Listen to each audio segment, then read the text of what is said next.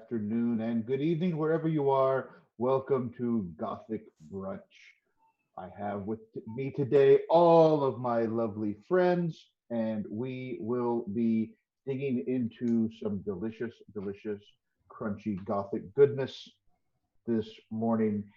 Um, as we get started, we're going to do just a quick round of introductions and then a quick recap. So again, I'm Kyle, aka Catgo Scald. I use he/him pronouns, and I will be your game master slash dungeon master for the day. Let's go left to right. How about Annabelle? Good morning or afternoon or evening. I am Emma. You can find me at MK Hansen on Twitter. I use she, her pronouns. And today I will be playing Annabelle, who also uses she, her pronouns. Fantastic. Ambrosia. Hello, I'm Val, and I use she, her pronouns, and I'm playing Ambrosia, the Archfey Warlock tarot charlatan, and they use they, them pronouns. Wonderful. Quint. Hello, I'm known as Peter Voss, the pun bard on Twitter. I'm playing Quint Wheelwright, the human toolist. Quint uses he/him pronouns, and I also use he/him pronouns. You can find me under also the hashtag punbard. And finally, Delilah. Hello, I am Matthew Foreman. I am at Matthew W. Foreman on Twitter. And I use he, him pronouns, and I'm playing Delilah, who is a grave cleric who uses she, her pronouns. Excellent. And as we get started, a couple of quick notes. We'll be playing for about 3 hours today. We have to get off afterwards because the old myths follows us right after. So stay around for that. Also, major thank you to Nox Noctua, one of the creative counsel for Variant Roles, who also did all of the overlays that you will see on your screen. Hopefully, I didn't mess them up. If there's anything wrong, it's my fault. If you love them, it's totally her. It's amazing. She's fantastic. Also, the audio today is brought to us by Tabletop Audio, and they do fantastic work. I've supported them on Patreon for years, and I love all the stuff that they do, and you should consider that as well. We'll be using Roll20 later, but not as we get started.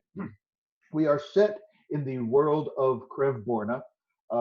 This is the second session. In the previous session, the group, because I'm a softie for tradition, met in a tavern because that's how D&D games should start.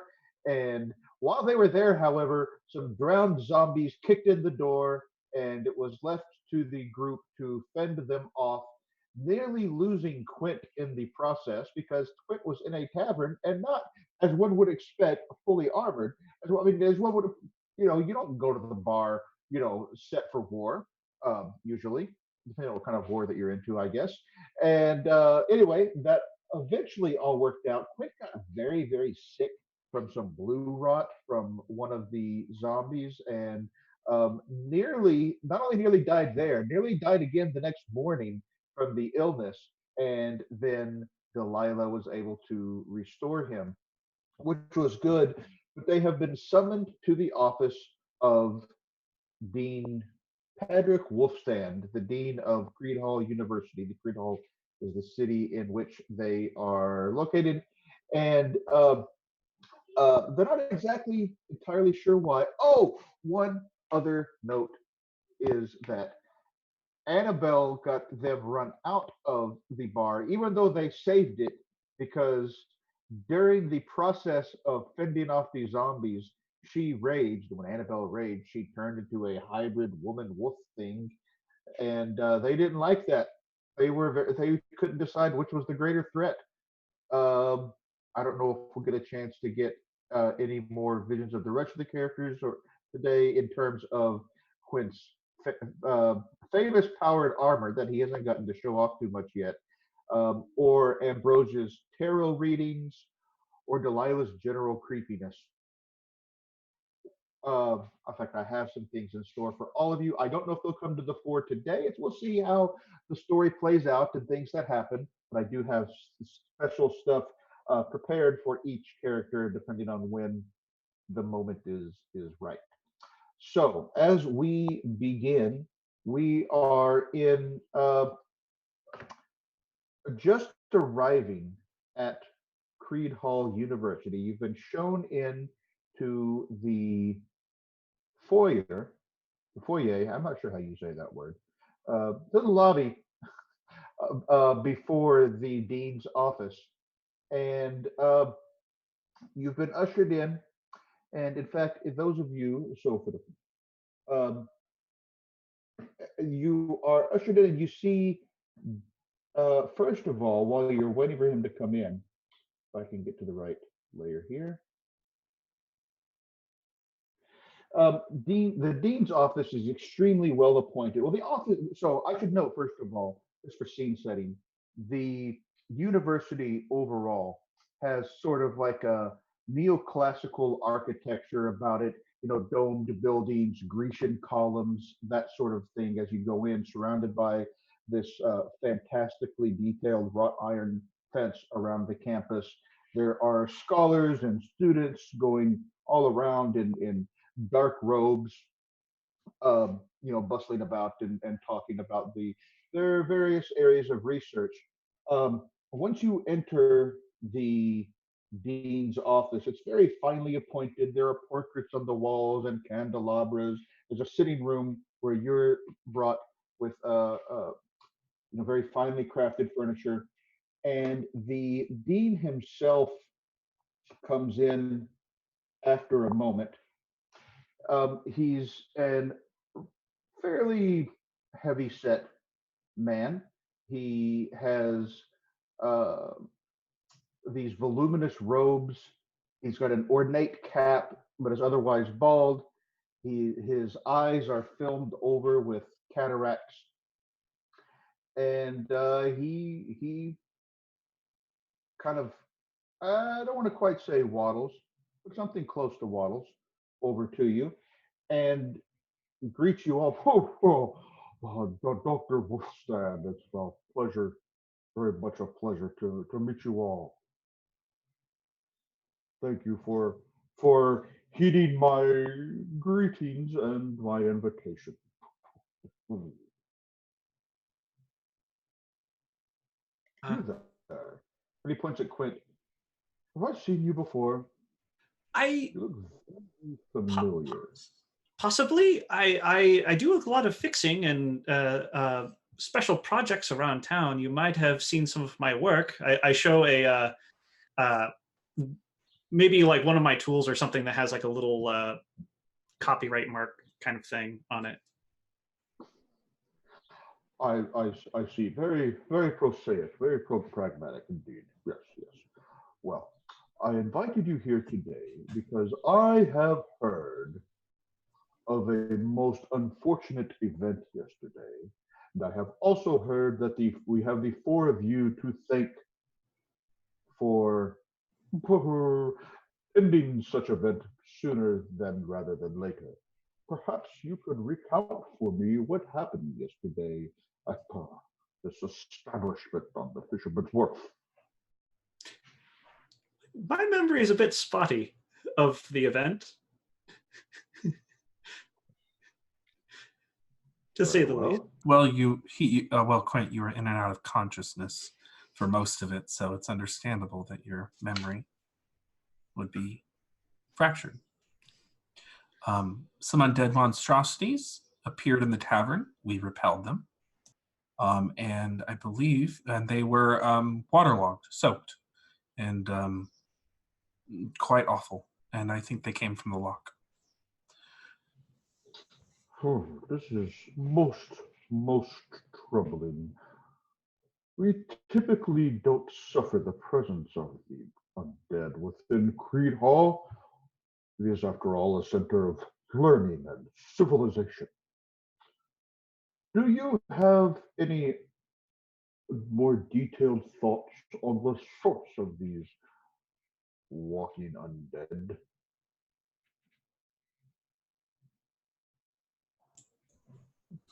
Quint doesn't say anything, but he how old is this city? Old.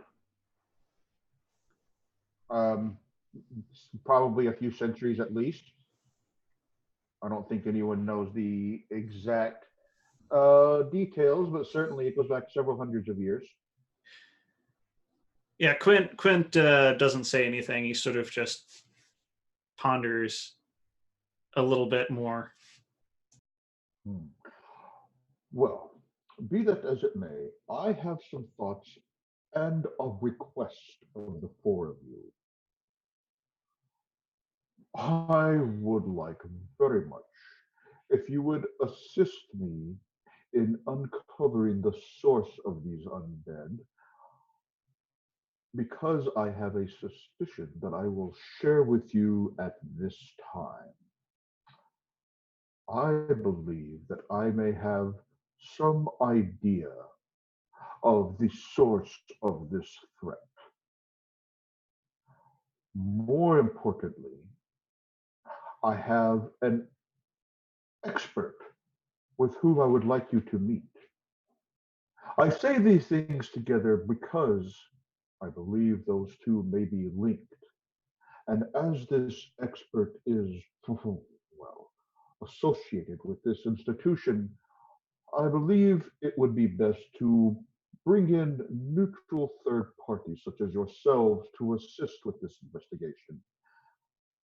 After all, we would want to avoid the appearance of impropriety and bias otherwise if we were to use scholars and investigators associated directly with the university. I hope you understand. Quick Very question, well. how much are we getting paid? Of course, of course. I would be willing to offer your group the sum total of 1,000 gold pieces, and I will, of course, be personally indebted to each of you as a favor, doing this as a favor to me in the future.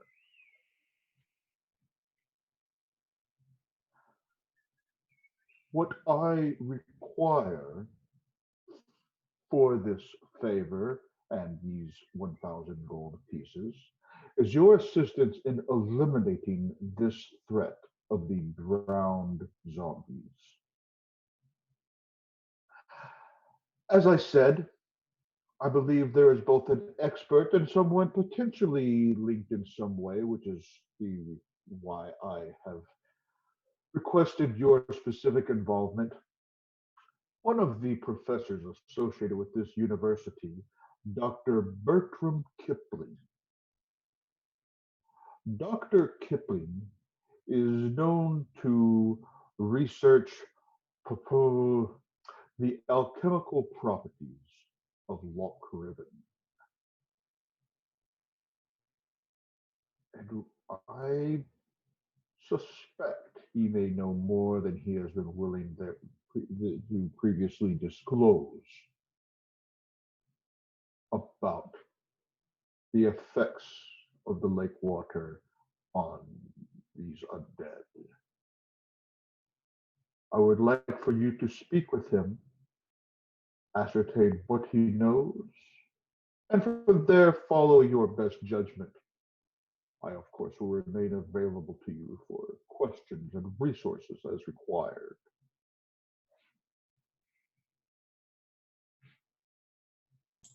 Do you know where we might find him? Is he here on the grounds?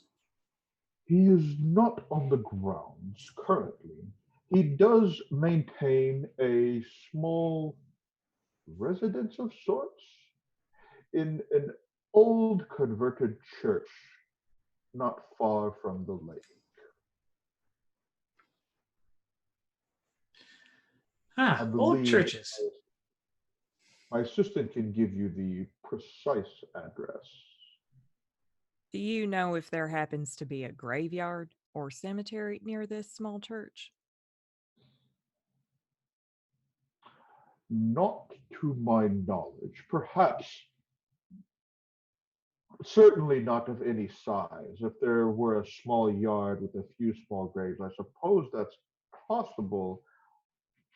but I don't believe I've seen any of those when I pass through that area.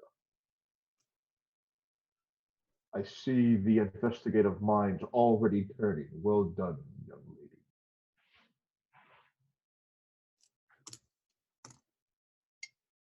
Just out of interest, are there any particularly religious people hanging out at this old church? To my knowledge, Dr. Kipling lives alone. Oh, that's interesting. And it is used as his private residence and laboratory, as far as I know.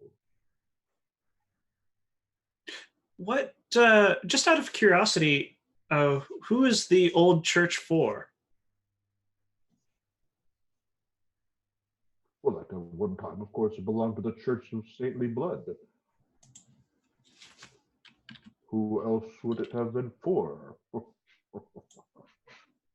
Well, old churches, old worlds.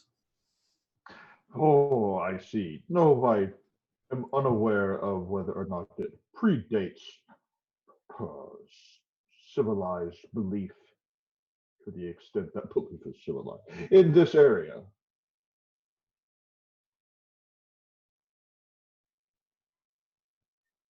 Hmm. Do you have some cause to ask that? Is there something that you think you may know? No, I just like to know a little bit about where we're going. It's also a curiosity of mine. I like to ask questions. Hmm. Hmm. I see. Very well. Is there anything else you wish to ask before setting out upon this contractual endeavor? One, actually, one last question: is the university currently involved in any large-scale construction projects?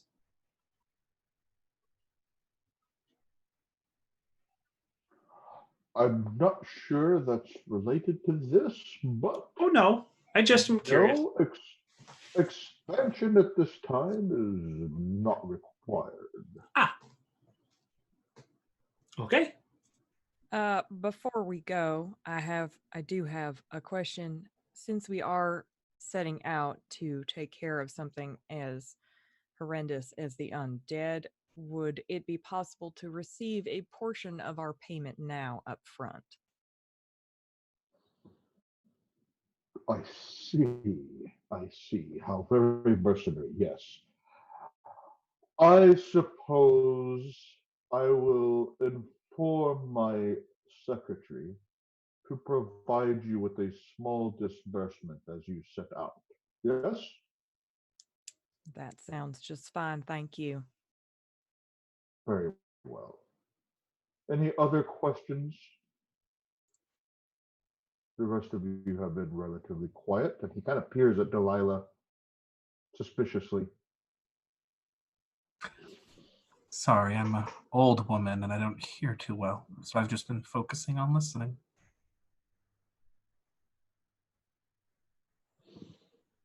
I see. Very well. And he kind of stands up and he kind of makes his way over to the door and opens it up. Edmund. Edmund, yes, please provide these fine individuals with a disbursement of 400 gold pieces and make a note that it is an advance on the contract that I will provide you later. Thank you, Edmund. As soon as his back is turned, Ambrose is going to try and steal something. What is it you're trying to steal? Anything. You said this room was full of expensive stuff. Ambrose has been eyeing up everything in this room. That's why I was like, oh, I don't know. I haven't been listening to the job. I've been looking at all the potential steals. Wow, all right. Can you give me a sleight of hand check, please? I got an 18 and You're fine. depth. Yeah, yeah. So maybe you grab one of the small kind of tchotchke, like almost like a little statuette on one of the tables. Nice. Here's a reach. We'll we will make a note of that. And you hear Ambrosia in your mind a little. That's a good one from Beatrix, your sprite familiar. I know, right? We're gonna. This And, place is freaking loaded. Let's just get back here, steal everything in it, and bugger off. I mean, after the adventure, my friends. Of course, I would mean now. um, as we're heading out, do I notice any particular religious icon? Well, not religious, but like particular iconography that I would be wary of? Nothing. There is absolutely no religious anything here in his office or in the like lobby secretary. None of the secretary's office either. Absolutely nothing of that sort. There are some things of historical significance. Um, um, Many books, of course. What else? Um, yeah, I think that if anything, you would observe the unusual lack of religious iconography here. Normally, some people have like one or two emblems of the church or an icon of a saint or something like that. But here, there is absolutely nothing of any religious note whatsoever, and that would stand out to you culturally here. I think we best be off and have to unpack. I'm Muscle gonna lean over to Quint as well and just go, listen, I've looked around this room and he's either, because he doesn't want to go to this graveyard, he's either a vampire or a werewolf. I'm just putting it out there. Let's just hope it's one of those two. Are you saying that in the office there? I'm whispering it to Clint. And yeah, I of course I whisper it back because yeah. I'm just saying, he's old, he has robes, he has a lot of good stuff in here. It's probably a vampire. We should bugger off. Well then, we'll go ahead and get started on that investigation, Dean. We hope to return to you with a good update. I do as well. Many things, many things. As you are leaving, as you exit the the gates of the university, an old woman is waiting there at the gates that Annabelle recognizes. Annabelle, I'll just show you a handout. An older woman. She does not hobble. She doesn't move slowly. No, she moves briskly and strong as if she had the strength of a woman half her age. She has long white hair, braided hair, very wrinkly skin and liver spots, but otherwise her eyes are bright. Um, um, and Annabelle, you recognize her as Hester, but typically you would know her not in the literal sense, but by the title Mother. And she beckons to you, Annabelle, Annabelle, my dear, could I have a word with you for a moment? Of course, I will. I'll look at the group and say I'll catch up with the rest of y'all in just a moment, and I'll head over to her. Annabelle, Annabelle, is what I heard true? Maybe. I don't Oh, know what you heard. you have to be more careful. I heard about the tavern yesterday. I know, but my friends were in danger. I had to do something. Well, just you got to be. I'm already hearing rumors that people are talking about what they saw and who they saw. I'm sorry. I You you do what you have to do. Just be careful because we don't want any of that attention on us. I know, and I mean, you know me. I always try not to, but sometimes I can't help it. Oh, you can help it. That's the whole point, isn't it? Yes, you're right. I'm And she sorry. looks up at the sky and she says, there's no reason why you can't help it right now. I Just be know. careful. I will. I'm Just be sorry. I'll careful. be better. All right. And she strides away. Um, Players, you will see that I have started a progress clock on the canvas there. This progress clock represents people who might uh, take an interest in Annabelle. Of course, Annabelle, as noted, has resources and connections to deal with her situation, let's call it, right? Yep. So uh, I have others, some of which are not visible to you because you haven't seen their evidence yet. And I'll kind of use this, just so you know, as a tool going forward for certain kinds of things. Um, for these kinds of things, honestly. All right, so it says she wasn't gone long. She can catch up with you quickly. Players, what would you like to do? Uh, as you catch up, Ambrosia is just saying, so the point, my darling, my love, Delilah, of using the rope is to establish a sort of connection between the two people involved in it, which is why I'm so Oh, hello, Annabelle. uh, hello. Did you? I'm sorry, our lovely old woman quota is already filled. Is she going or is she coming with us? Oh no, we go way back. Just wanted to say hi. Interesting.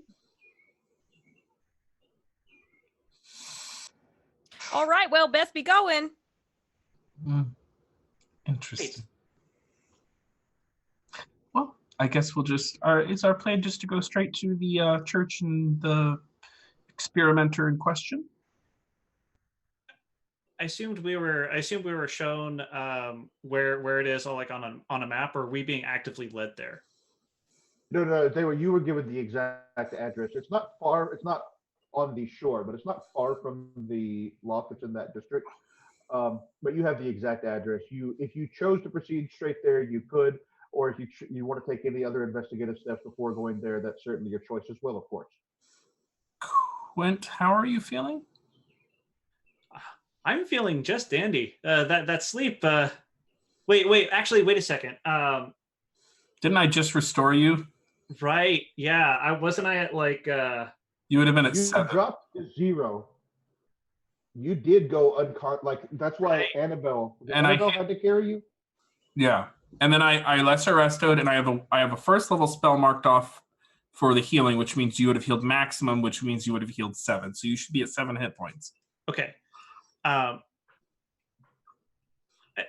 Mechanically speaking, I think we should take a rest before on the outskirts, like with that within sight. But I say I would like to just be prepared before we go actually inside the church. So if we could find some place to stop just for a while before we get there. Maybe you're going to stop for a drink or some other breakfast or something. Second breakfast. Second breakfast is important. It is. It's the most important meal of the day. Right. Let me check something, actually. Ooh, hello? Oh, wrong kit. Because I have I have. Okay, yeah, I did not. I could actually patch you up if we don't want to take the time to rest. To be sure, he didn't indicate any immediate time pressure. So if you wish to take a short rest, okay, you can do that. Okay. Save the patching up for later. While you are taking a short rest, Ambrosia, you feel a little tug on the inside of your jacket. Hey, buddy. Hey, I just gotta tell you something. Somebody's coming. Hey, my darling, you're going to have to be a lot more specific. There's a lot of people who are coming for us. Oh, no, no, no, no, no, no, no, no, no. Just you, buddy. It's all good. It's all good. Mm, I just, I'm hearing things, from my friends, from, the people around, other places. And, you're moving up in the world. That's all that I'm saying. You're moving up in the world. Yeah. And people are taking notice. Good people. It's all good things. It's all good You things. keep being, you keep being, you keep being great, Ambrosia. You keep being the best. Okay, one second. Do people think I'm good? This is very important. Do people think, will they start coming to me and asking for favors? Because I'm not about that life. When I say good, I mean competent. Oh, okay. I can work with competent. I don't cannot mean, work with people asking. I don't mean particularly. What's the word I'm looking for? Um, Ethical. Oh, good. Thank No, no, no, goodness. no, no, no, no, no, no. The right kind of, our kind of people, my friend. Our kind of people. Our kind of people. Oh, Our kind of people. yes, I get the, thank you for the added "our" in that. It really emphasized. I just wanted to be extra clear. I didn't want any misunderstandings. It was very important to us. Anyways, where are we going now? We're going to, I can't believe I'm about to say this. We're going to go into a church. I mean, we're going to go. Oh, mischief and mayhem await. Yes, and you know how fond I am of churches. So, also, when you say that people are taking notice of us, this is not a good idea, V. We're sort of halfway on the morality scale, and the whole point is to stay anonymous, hence the whole look. Listen, you can't do the things that you do and not have some people kind of see what's happening. Oh my god. You sound just like my mother. All Whoa, right. whoa, hey there. Now, okay, listen. You don't have to be you have to go so hard. I'm sorry. I'm sorry. It's just it needs to be a certain level of anonymity. And if we're getting too hot out there, and we're already pretty hot, let me just point that out right now. Oh, totally hot. The hottest. Hottest, then that's something that maybe we should be working on. Again, you got to think about the kinds of threads that you're pulling on, if you know what I'm saying. But there's just so much to steal. That's not what I mean.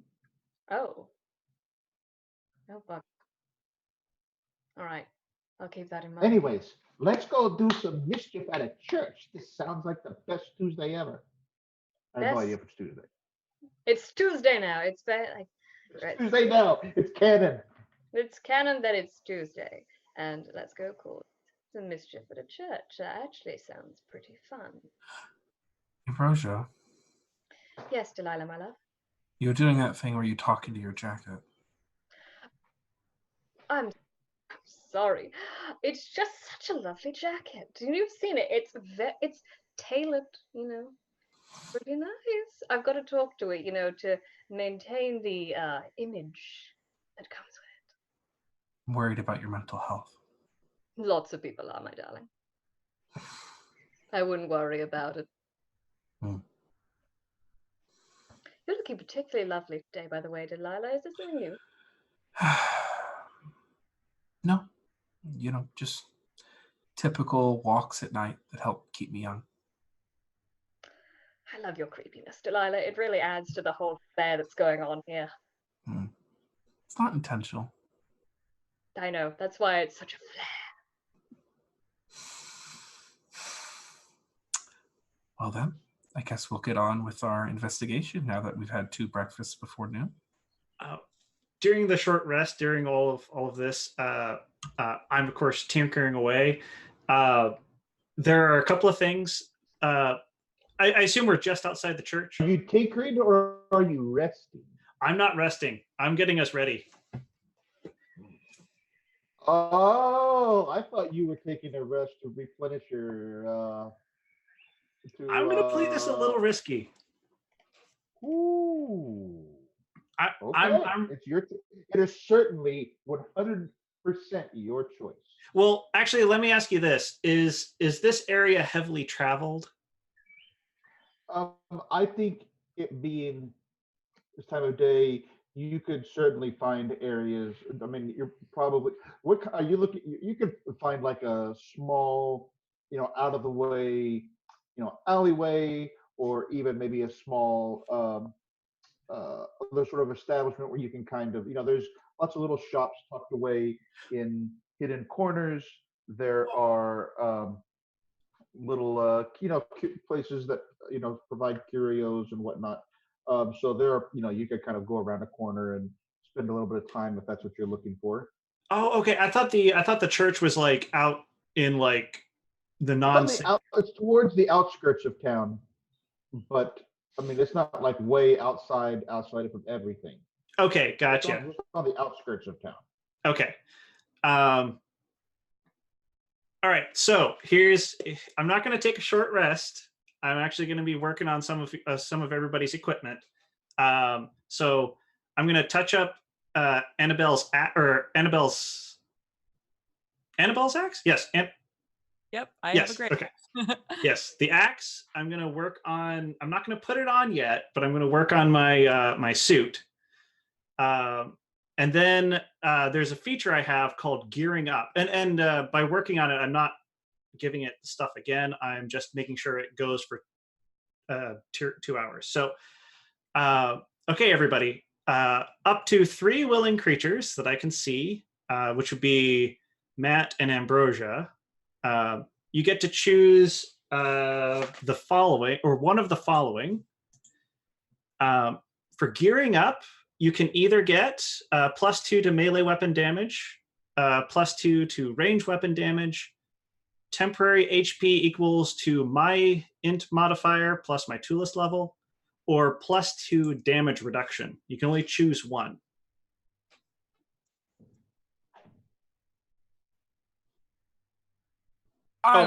You're super muted, Val. I will choose temp HP. Okay. Damage reduction because squishy. Okay.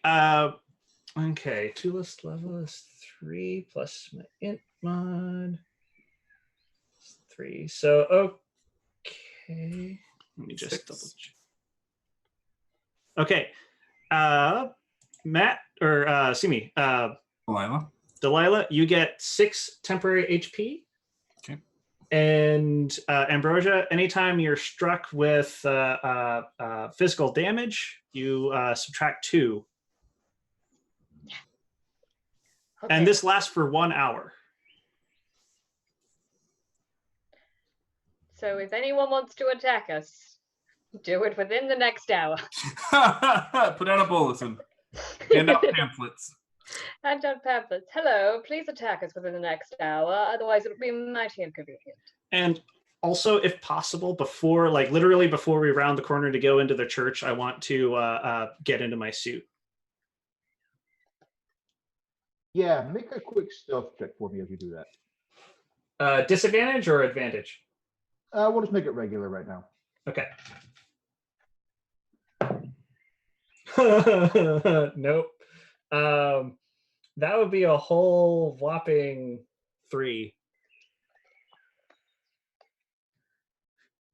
Duly noted. All right. You're a little bit you're around where nobody can see you, which is why you were not at disadvantage, because you're on the corner. Tell me what kind of sounds that you're making as you're putting on this armor. Tell me about how it sounds, because it sounds loud in some way. Yeah, it's not loud once I actually put it on, but getting it on is the loud part. There's probably, I have to rustle it out of the pack, but then I actually have to stand the thing up and bolt it into place so that it's standing so I can crawl inside. Then there's a lot of quick release snaps that I have to fix on and everything. It doesn't take very long to put on. but it is not. It's not subtle. Let me actually just take a look to see how long it takes. It takes me about a minute to get on because it's all one piece essentially, but it's like collapsed. So it's like a like one of those toys that like expands and contracts, sort of. But yeah, it's not silent. Oh, it's definitely not. Beautiful. So, if you will turn your attention to the map. Let me ensure that everything is going to look okay. A map. We've got us a map. We're going off the There you map. go. A couple of notes. Hold on, someone's and trying to break into my apartment. Don't say that. Oh, Probably somebody's knocking on the door. Matt sometimes exaggerates. Yes, I find people. It was something fell. Your look on his face, I'm like, I think it was probably a. I'd be fine. I'd just kill them. Oh, I knock on my desk and I hear my dog barking because he thinks somebody's actually here. It's okay, Oz. Everything's all right. It's just the Matthew Yes. Foreman experience. We're fine. That's right. This is the Matthew Foreman experience. As you enter this old church, it seems to be a one-story building made of stone. And the door is unlocked. And as you enter, can you all give me a perception check, please?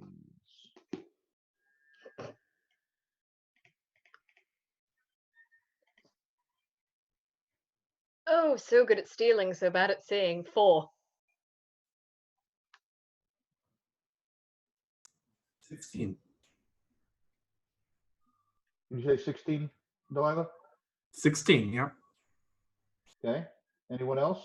I got a 13. Okay. How about Quint?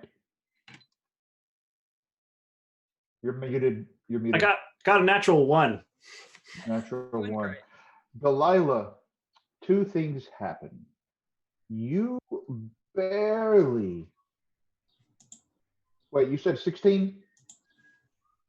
Okay. You observe on the floor just in front of you the faintest traces of a glyph inscribed on the stone. And in fact, if you zoom in on the map, you will just see. Oh, wow. Neat. I will say, I said there is a rune in front of you. Quit moving. You also see, by the way, to either left and right of you, you see 2 closed wooden doors. Okay. I'd like to use Eyes of the Grave, which, as an action, you know the location of any undead within 60 feet that isn't behind total cover and that is not protected from divination magic. So just a quick flash. Quick flash, you do not see creatures, right? Undead within 60 feet that are not behind total cover or protected by divination. Dead creatures. Right. Yeah. You see you're what does it look like, by the way? Is it visible to anybody else when you do this, or is it just in your mind you can see it? No, I think my eyes go they go pure white. Fortunately, you observe as this happens. I'm imagining like that predator infrared vision. You see no undead creatures. Okay. But that glyph has certainly got your attention. Right. I don't sense any undead, but that is definitely some kind of trap or glyph in front of you. Do probably- you recognize what kind of glyph it is? Do I recognize it? I am trained in Arcana. If you are trained in Arcana, you can make an Intelligence Arcana check. Anyone, now that it's been pointed out to you, anyone who's trained in Arcana can make this check. I will give myself guidance.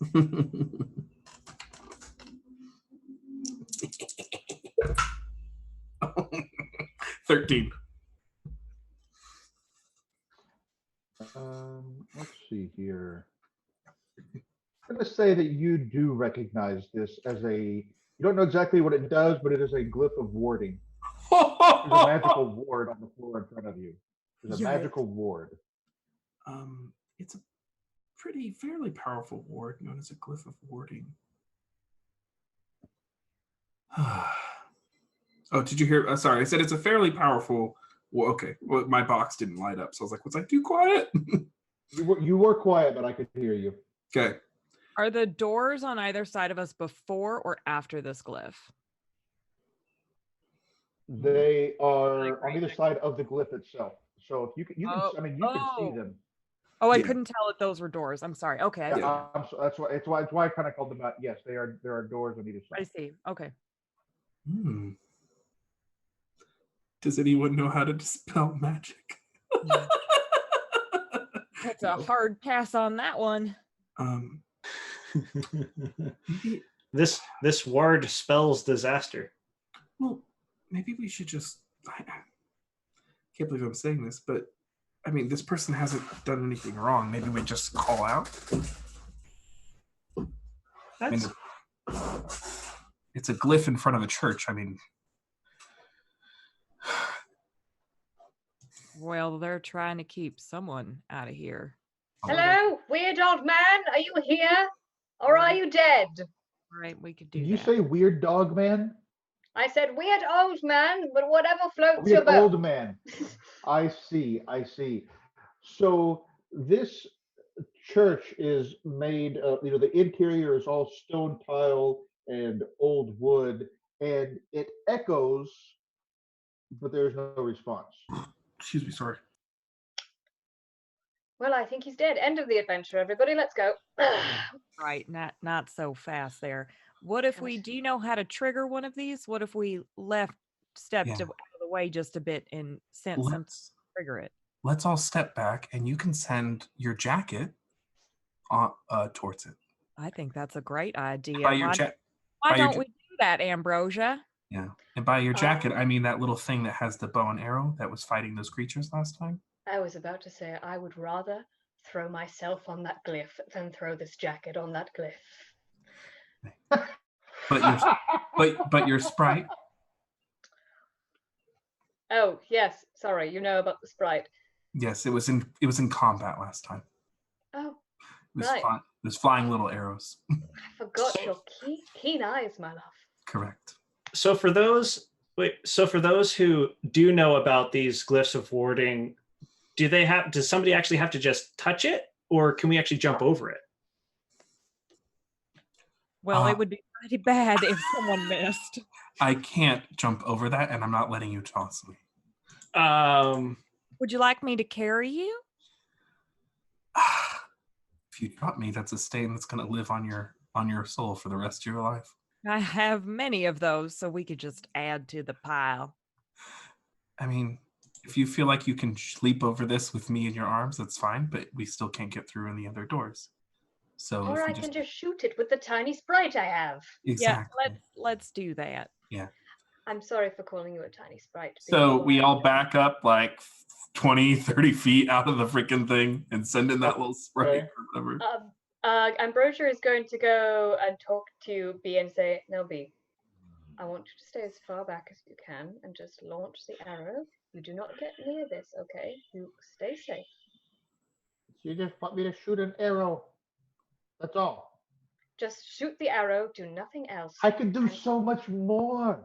I'm capable, you know. I know you can, but you are also very small, and that glyph is very big. You know, all that's going to do is send me off. You just got to call me back. Fine. Blink! And this little tiny toothpick slice flies through the air, lands about 2/3 of the way across that glyph. Nothing happens. Now, bugger. It's only going to respond to like an organic presence, a creature.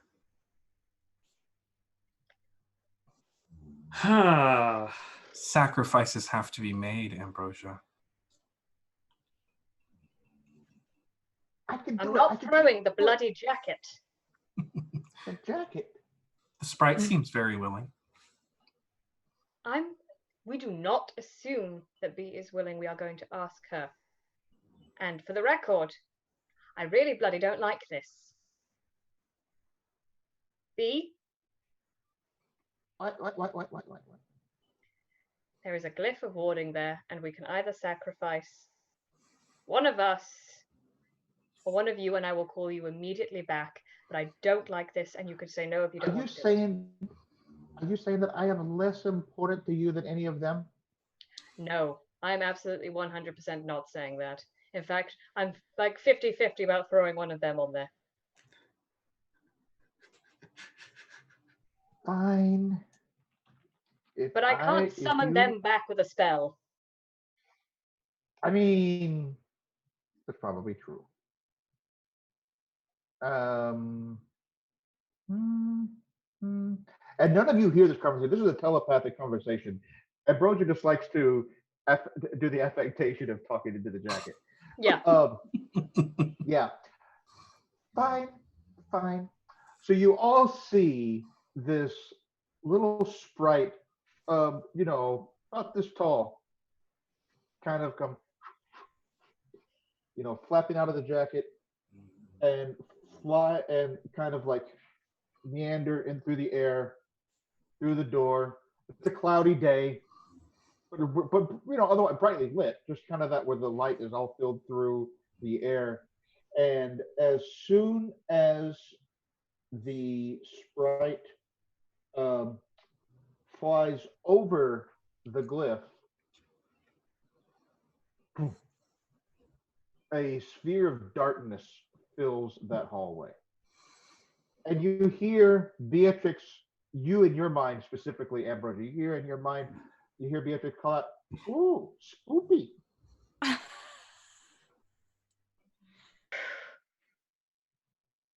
I can't see anything. How are you doing, B? I mean, it's a little dark in here, but otherwise it's fine. Okay, good. Right. B is in the darkness. So Like in that darkness or like in darkness? no, in the darkness that clouds all of our souls. No, she's in that darkness. All right. Well, you don't need to be snarky. It's like 4 things that I can do. I know. I will cast my low light spell at the end of my sickle or whatever my focus is. And does the darkness get, does it absorb the light spell?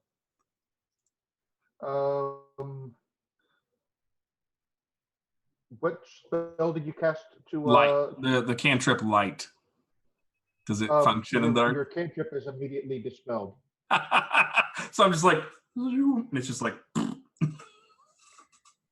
It's like when you light a match and it flares for a second and then, and if you try again, but. Shit. Well, if it's just dark, we saw what it looked like before. Why don't we just feel our way in there and go in one of the doors? Are you suggesting a hand-holding line? We could do that if you want to. I absolutely do. Give me your hand then. Let's do With this. pleasure. I can lead the way if somebody wants to hold on to my armor. I already have my other hand. This is bad. This is bad, folks. This is definitely okay. I cannot see any of you, which means I cannot heal you with healing word. No, fine. We're fine. All right, let's venture in. So, very sneakily, as much as I can with somebody hanging off of my armor, I want to go to the first door on the right, and try the handle if I can. Or actually, I want to listen first. Okay, give me a perception check. That's better. Perception is 15. 15. You hear nothing. I open the door. The door is unlocked. Does the darkness carry into the room when I open it? You don't know until you. Oh, you open it? All right. You can't see anything in there because the darkness extends into the room. Huh. I send a telepathic message to B again and say, right, how much do you see? Anything? No. No, I don't see. I can't see in the dark. Where do you want me to go? Oh, I think I'm turning loops. I'm getting dizzy. Okay, just Whoa. find one direction, B, and if you hit a wall, then follow that wall. If you keep going, You're eventually. so. Oh, there You're it is. Oh no, there it is. Okay. And she scoots Okay. around. Oh, I'm in some kind of a big church area. Oh, can I do my mischief now? Is it now that we Absolutely. set everything on fire? You know what? Yes. Screw this church. I don't like it. But wait 2 seconds until we're on the other side, and then I can help you. Okay, okay. I'll wait till you're here because this place is kind of a little odd. Yes. So yeah. So Beatrix is just on the other side of that cloud of throbbing darkness. Quint, you can feel you're kind of in a space, you know, as you open this room, but you can't really see in it unless you step all the way inside. I think I would. I'm a Okay. little bit hesitant that there might be a trap, but I can't really see anything. And yeah, I think I'm gonna walk in just to see if there's anything we can figure out. Okay. You're still in darkness. If you go there, so if you go one more step, if you do, So you're like, still in darkness, but it's starting to get a little, yeah, it's starting to get a little bit, can I like lean forward and poke my head out? yeah, you can do that. Okay, I do that and I look around. Okay, so two things. You stick your head just out of the darkness, you look around, and you see sitting on top of a barrel, something that looks like that. Yikes! Ooh, daddy. All right. And Oh. you feel a wave of necromantic energy wash over you. Shit. Oh, let me grab my dice. Of I get course. to make a die roll. Not What's great. your AC, by the way? Right now, my AC is 20. Good. Oh, just good. So this necromantic energy kind of reflects off of your armor somehow, and you are not affected. And then its eyes go dark, and that's it. Everybody, we need to be very careful. I Oh, we need to be careful. Stunning insight. Was it the darkness that gave that away? Was that what it was? I'm just gonna reach behind me and just high five Delilah. I can't see. I'm so blind. I just like He's gonna leave you hanging. touch her face and like Ow! then- I am going to old woman hobble as I like run my hands along the door and just like walk forward. yeah. Okay. Yeah, you can find your way forward to the light. Okay. Oh, I didn't know there was light up there, but okay. It's just walking forward. Are we all just walking forward now? do I see anything else in the room? Like, there's what's on light. over Give me a here? perception check. 16. 16. Yeah, you look around, you check. There's like an old jar in there, a chest, etc. No, but it's all empty. The three of you who go into the main room, the church, this sanctuary area goes up a little bit, and there are you can see behind you sort of a small balcony with a barrel on top of it, and some stairs that lead up to it. Now, And then in front of you, you see a small altar with two unlit braziers. okay.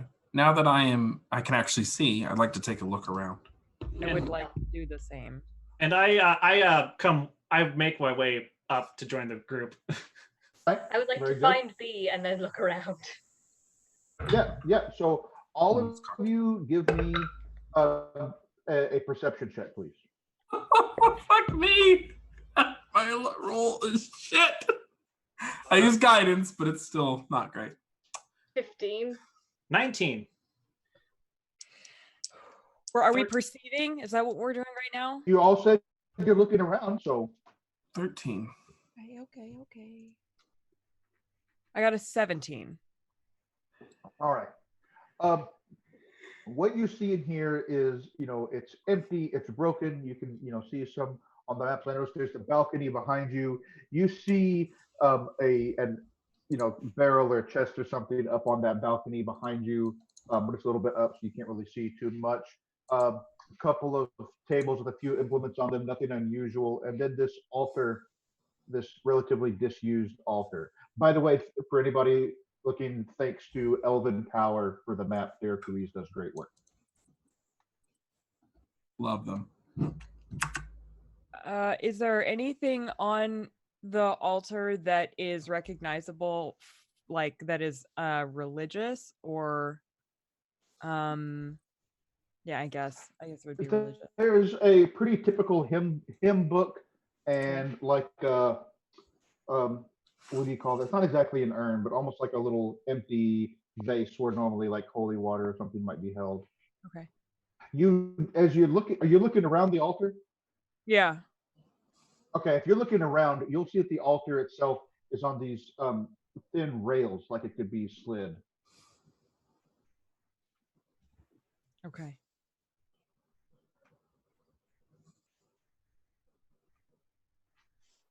And are these, in looking at this map, are there actual stairways on either side here?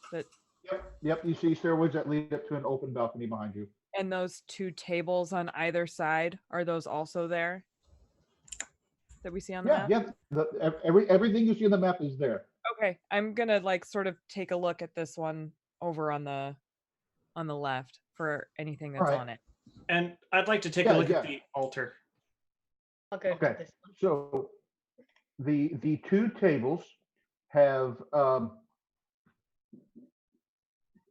you looking around, Annabelle, you look creepy, like creeped out. Oh, I thought that I heard my cats over in the other room chasing something again. Really hoping they weren't. Oh, I think we're okay. oh, I see. So on the tables, there's a small dagger, a couple of books, some small jar. It's all like old junk, basically. Okay.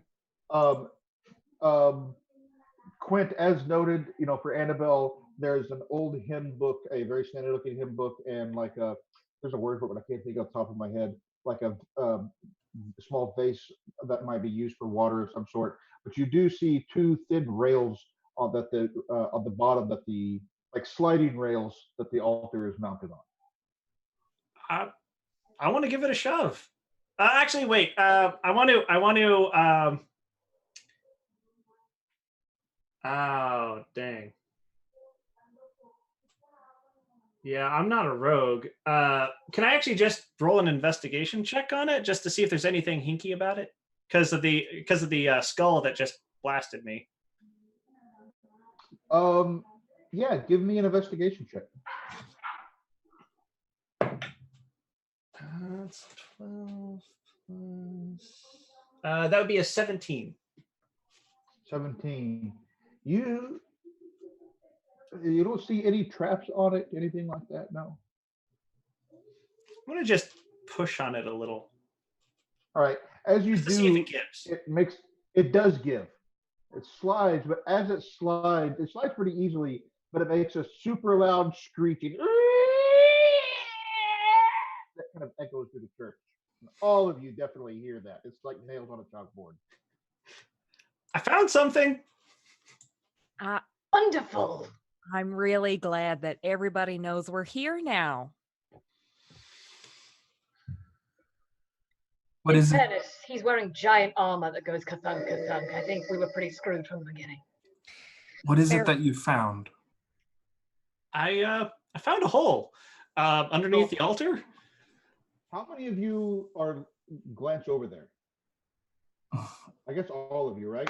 I would assume all of us from hearing that. I'm going to say that Quint, Ambrosia, and Delilah specifically, if you could do me the favor of giving me a wisdom save.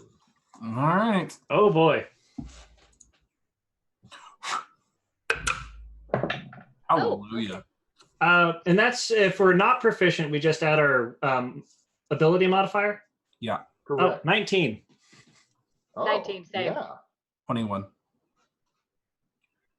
For a moment, this altar and its whole area, for just a moment, seems like the most terrifying, horrible thing you've ever seen in your life. And then you come back and you resist the cause fear effect from the glyph that you can now see underneath it. But you also see a small ladder leading down into the darkness. I'm gonna pat So Quinn yeah, to you go. felt a wave Giant of robots fear, first. but you. I'm sorry. I'm just gonna pat Quinn and go. Giant robots first. We're not going to check out the stairs, you don't think? We might want to check up before we go down into the earth. Just Yeah. to keep our backs watched. Maybe if we can have the imp take a look, or just keep an eye on this while we go check upstairs. Or perhaps the imp should go first in case there's more There's glyph. no imp. He it's is a sprite. You Right. Oh, Ambrosia right. says this, and it's I like apologize. covers Yeah. his ears In like. fact, you hear Beatrix, Beatrix starts squeaking in Sylvan. I don't know if any of the rest of you speak Sylvan. I do. But she is letting you have it. I am not one of those demons. Do I look like one of those? No, I am way prettier and way smarter. And you should watch out before I curse you all unto your umpteenth grandchildren. I'm sorry. I'm so sorry. I didn't. I'm not very. I'm sorry. She said, "Step off, or she'll curse you." Yeah, I got that. Sorry, little sprite. Perhaps we can investigate the mundane before we investigate the mysterious. What a lovely way of putting it. That was so poetic. So why don't the little sprite go first? You know what? I already sent her into a gif of warning. I'm just gonna go walk up the stairs. I'm just gonna go. Seems like a death trap anyway. I don't like churches. Let's move. I will follow Ambrosia. Ambrosia. Just gonna go Okay, upstairs. which stairs do you go up? These ones. Those. Okay, I got you. Because I'm going to move you to the other level. I also follow Ambrosia. I guess we're all going. It's I heard party. Delilah first. So Ambrosia, and then Delilah. I love how you said the squishy people up front. I love it. You see Delilah's one of not the that same squishy. skulls. You see the same type of skull, but facing the other way on top Watch of out! a crate. Oh. What? That thing is not nice. It's very not nice. What How do you- kind of not nice? How do you know? I hold up my shield and I point at a very odd looking scorch mark. Oh, that's the thing that made you yelp earlier. Yes, and I think we probably best avoid it. Yes. Okie dokie. I'm gonna turn around and go downstairs. Or I could shoot it. I hold up. That was my plan. No, I've got actually an idea. I'm gonna try to sneak up on the skull. Okay. I'm not very good at this. Tiptoe right up there. You gonna give me a stealth roll? Yeah, disadvantage. Okay. Yeah, 16. Yeah, nothing happened. Yeah, because it's facing the other way. Yeah, so what do you do? I'm going to take like a little piece of cloth and drape it over the skull. Okay. Does anything happen? Nope. And then I'm going to lift the skull in its piece of cloth. Oh, you can, as long as it's staying in that cloth. Yeah, Yeah, it's my Yeah, weapon no, now.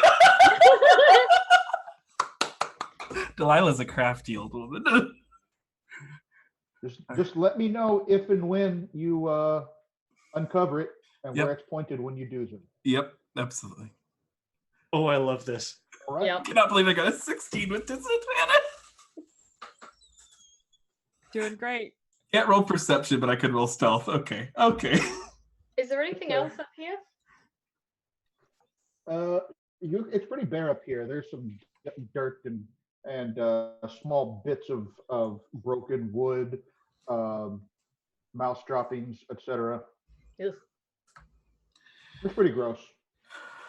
So it's just a little loft. There's no other exits or egresses that we can see. I'm going to just do a Correct. quick check for secret entrances. Can I give advantage? Yeah, you can both be checked. Yeah, if you're helping them, then you can check with advantage with your perception check. It's pretty obvious to me that there probably aren't any, but I'm going to do it anyway. 11 plus 5 is 16 plus 3. 19. No, 19. Yeah, no, the walls are all, you take some time, you kind of feel around the walls. They're all solid. The floor has some kind of rotten areas, but they don't push all the way through. They're certainly not, and anyway, it would just take you back down to the first floor. Yeah, other than, some creaky wood. All right, then. Let's venture into the mysterious then. Okie dokie. I dig it. So first of all, we go back here. And so, yeah, again, you can see now that you have moved the altar, you can see that passageway. You can now see that glyph that was uncovered. The spell has already gone off. You don't have anything to worry about. So what do you do? I will cast a light spell on my staff there and just kind of see if the darkness swallows my light spell as well. The darkness Does not. This is thank God. perfectly mundane darkness. Thank God. I'm very comfortable if we want to go down there. Let's. Sure, this seems completely safe. Yep, totally. If y'all want, I can lead the way. You're definitely leading the way. You Okay. are 100%. You literally have a body of armor. Yeah. All right. I actually first I test the ladder to see if it'll hold the weight of me and the armor. It does. It's a very sturdy ladder. In Okay. fact, the ladder, you notice that the construction of the ladder, the wood, the frame, all of that is far newer and in far better condition than any of the other wood that's in here. It's not like the pews or the altar, which clearly are from the old, the church was old and abandoned. This ladder is clearly new and sturdy and well maintained. Okay. I of course relay that, but I also want to make I want to check out while I'm going down, just so we're not surprised.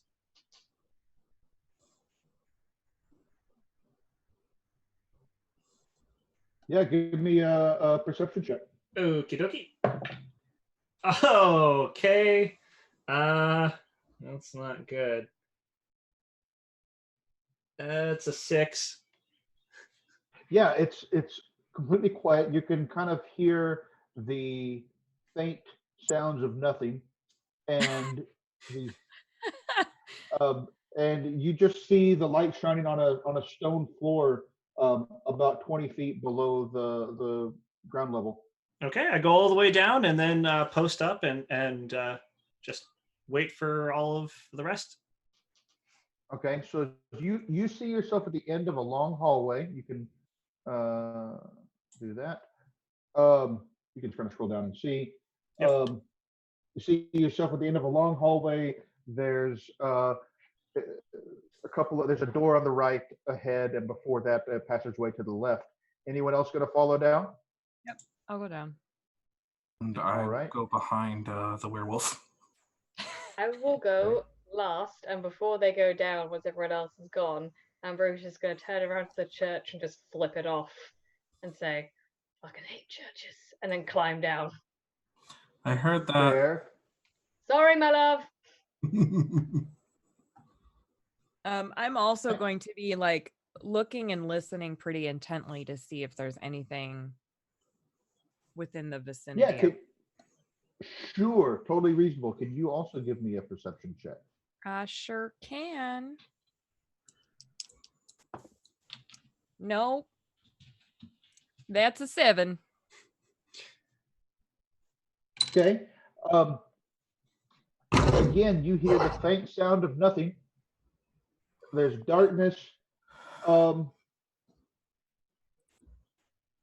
you can see slightly up ahead. I think some of you can see. Yeah, that the past the door, there's a larger room with uh, some kind of equipment in it. Hard to say from here. And then again, the passageway to your left and a door on your right. I want to just not move forward, but I want to sort of peer around the edge up here. Yeah, yeah, I'll do it like this. Okay. Yeah, it kind of dog legs around, and then you can just see the edge of another small stairway leading down. Okay. Stairs down this way. Stairs leading down? Stairs leading further down. Let's just check out that door then and the rest of it before we go deeper. Can do. And I proceed as stealthily as I can. Okay. You haven't done this yet, so give me a stealth check, please. Okay. Now, because of the nature of the armor, because it's not actually resting on my shoulders or whatnot, it's specially constructed. How I have it in the class setup is I can make it regularly. If that's all right. Okay, we can do that for now. Yeah. This is what testing is for. It's terrible anyways. That's a 6. 6. Tell me what you're doing that's making so much noise. Well, I see that there's a bunch of barrels up here, and it's probably likely that Quint hasn't recently spent a whole lot of time in his armor. Certainly not moving in a confined space like this. So he's probably jostling them. Okay. Yeah, so they kind of clatter. You knock one of them over. It seems empty. But I want to make my way up to the door and listen. All right, give me a perception check, please. 18 Lots of perception checks today. plus 3, 21. You hear nothing. I try the door handle. It opens. Unlike the other rooms, you don't see one of those skulls. What you instead see are some chests in another barrel, closed. Room, from what I can see, it's not too filled. I'm going to take a better look, and I walk forward and poke my head in. Yep, closed chest in a barrel. Do you investigate any of the chests or barrel? I do actually. I want to step in and just take a quick look around, see if there's anything of danger, and then if not, do a thorough second pass. The chests all contain rusty old surgery equipment and a few stuffed animals. Huh. Okay. Do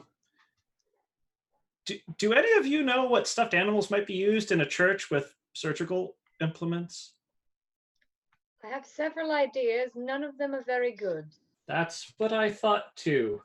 Yeah, I'm quite familiar with them. Perhaps you might want to take a look. Sure. And I move out of the way to give room.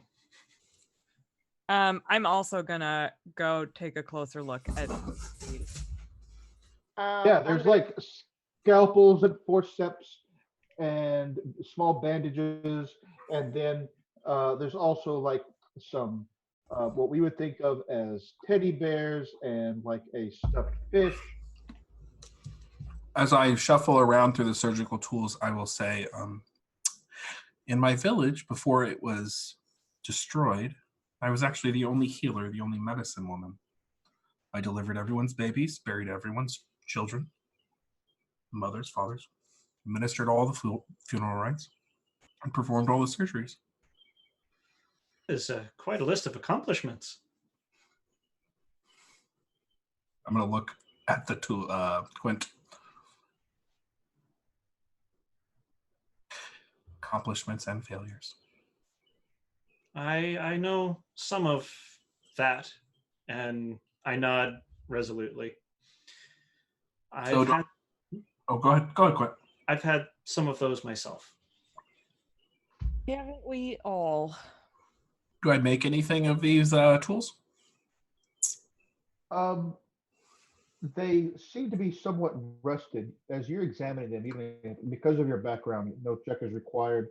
What you would observe that they do not have any like blood residue or other sorts of organic remains on them. Either they were cleaned very well or were never used. The stuffed animals don't have any incisions or anything like that. They're just there in some of the boxes. I look back at Quint. We've opened everything. We're done with this. Think so. Okay. Is there a bone saw? Let's say yes. I will take the bone saw. All right. You have one bone saw, sir. And I look back at that. I can touch that up later and make it good as new when we have a time. While Okay. they're doing this, I'm gonna go and look at this water pond area. And Oh, I'm so glad that you did that. Oh bugger! I'm trailing behind a little bit. I'm Yeah. doing it So subtly, so actually- I'm stealthily going.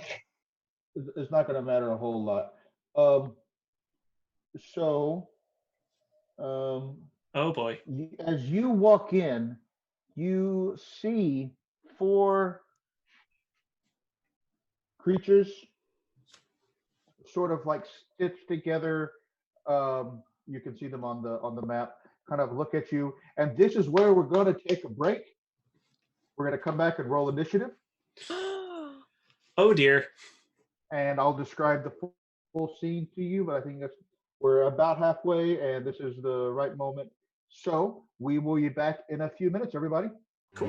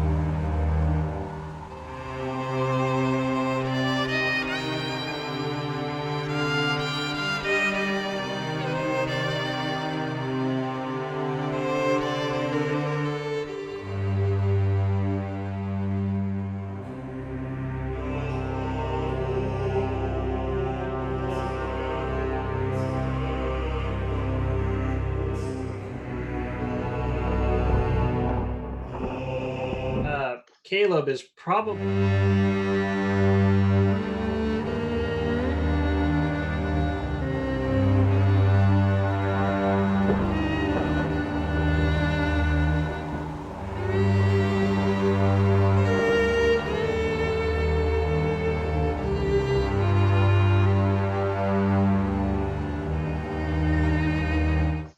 Okay, and we're back. So, where were we? We are in the basement of an abandoned church, which already has proven itself to have magical wards and necrotic energy, uh, as well as a storage room containing old surgical instruments and stuffed animals for whatever that could imply. However, as you enter this back room, you notice two things. First, there are these large standing vats of water, some of which have organic material floating in them or completely immersed within them. The water is a little bit brackish almost, like standing water. It's not like clear water from a well or anything like that. It's clearly got stuff in it. But the other thing that you notice are four standing. Are they animated corpses? Are they stitched together? It's hard to say, but they turn to you with malevolent intent in their eyes. And I would like everyone to roll initiative. My I got a favorite 6. words in D&D. Oh, Okay, so no. Ambrosia has a 6. Do you like to ask for them, or what do you do? Now you can give it to me in any order because I'm putting them in a tracker. I rolled a natural 1. Okay, but what's your dex modifier? 1. Okay, so that's a 2. Yeah. So well. 7. 7 for Delilah, and how about Annabelle? 11. Phew. Are you using dynamic lighting, Kyle? I am. Are you able to see everything? I have 40. You're still back in the room.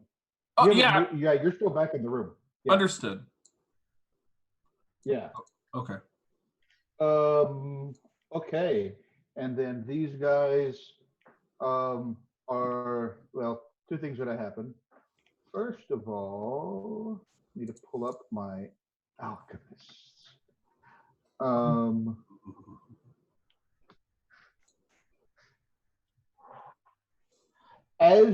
So before we actually did initiative, because you walked around the corner while they were aware that you were coming. I mean, y'all did make a lot. How'd they know? Was it the massive dum, dum, that and the from moving the altar to the side? Yeah, between all of those things, there was no chance that they weren't prepared for you. So there's 4 of them, and they all throw something at Ambrosia as she comes around the corner. Oh no! Ambrosia, what's your AC? Why can't we be friends? My AC is 13. That's highly unfortunate. One of them misses, but one of them crits. Oh. Oh, I don't have that thing where I can cancel crits, and I couldn't see you anyway, so here we go. Each of these attacks get -2 damage. That's good. Kyle, you're such a dick. Just like I am, actually. Why is that such a dick? You know why. That's good. I know what you're talking about.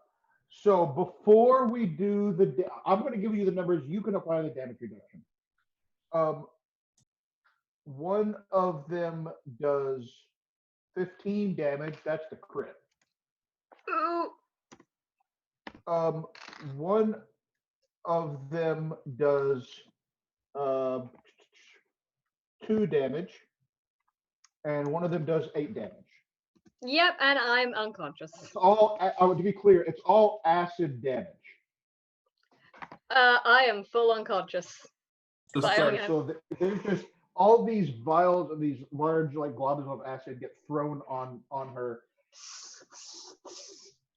It was 13, 0, and 6 on your end, Val. You got that, yeah? 13 0. Yeah, my HP is 18. Didn't you have any temp HP? I thought one of you did. Okay, I thought I heard When I that. had Armor of Agathis, I had temp HP, but since that only lasts like a certain amount of time. Okay. Yeah, perfect. All right. So Ambrosia falls unconscious from all this acid scarring her. Oh my god. And now it is Annabelle's turn. All right. So this is happening outside of the room that we're in right now. Yeah, and you could probably hear, I don't know if Ambrosia let out any screech or anything, but you could probably hear if she did or quit saying, whoa, and then all the acid vials being thrown and impacting on her. So what do you do? Exit the room. Oh, down there. Okay.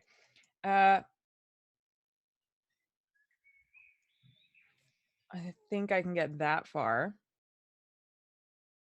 5, 10, 15, 20. You can get one more diagonally. Like there. Yeah. Beautiful.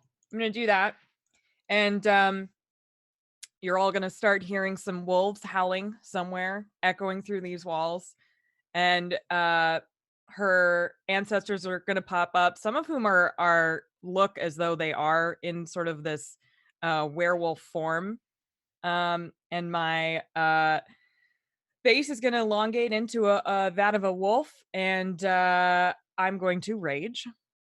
Because of course. Of course. And I am going to I'm not quite next to one of these things, so I'm going to use my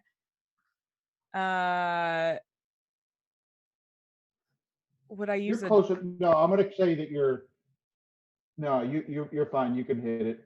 I can go ahead and use my great axe on it. Yeah, yeah. Okay. I didn't have it. I just didn't have it when I dropped it on. I didn't snap it to the grid, so that's all. Oh, okay. All right. So I'm gonna go ahead and swing with my great axe at this thing then. Okay. Ooh. 18. Does an 18 hit? Oh yeah. Okay. And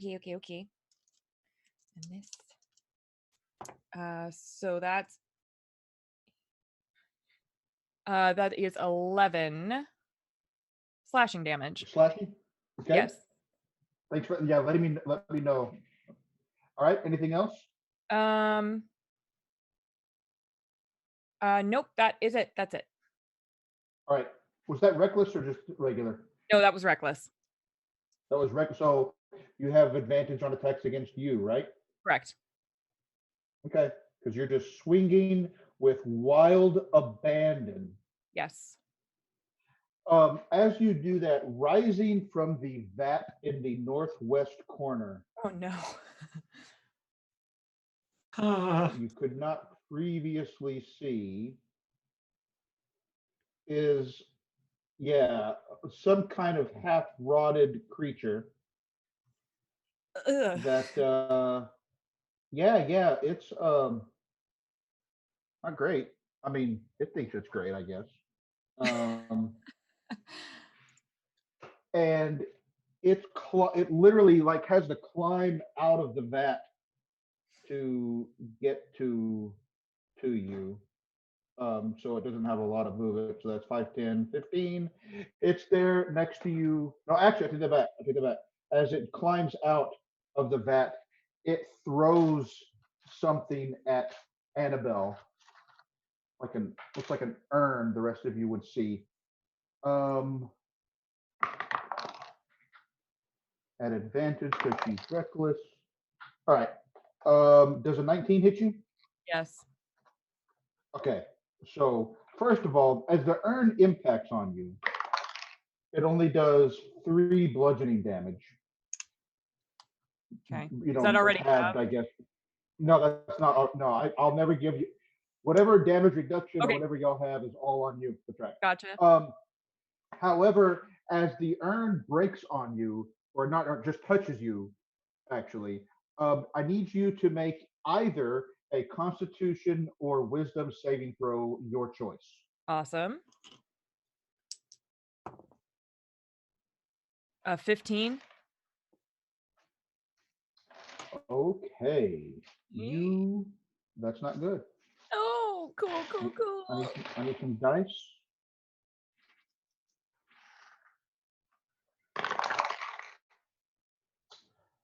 That is 9 necrotic damage, Yikes. and you are paralyzed for 1 minute.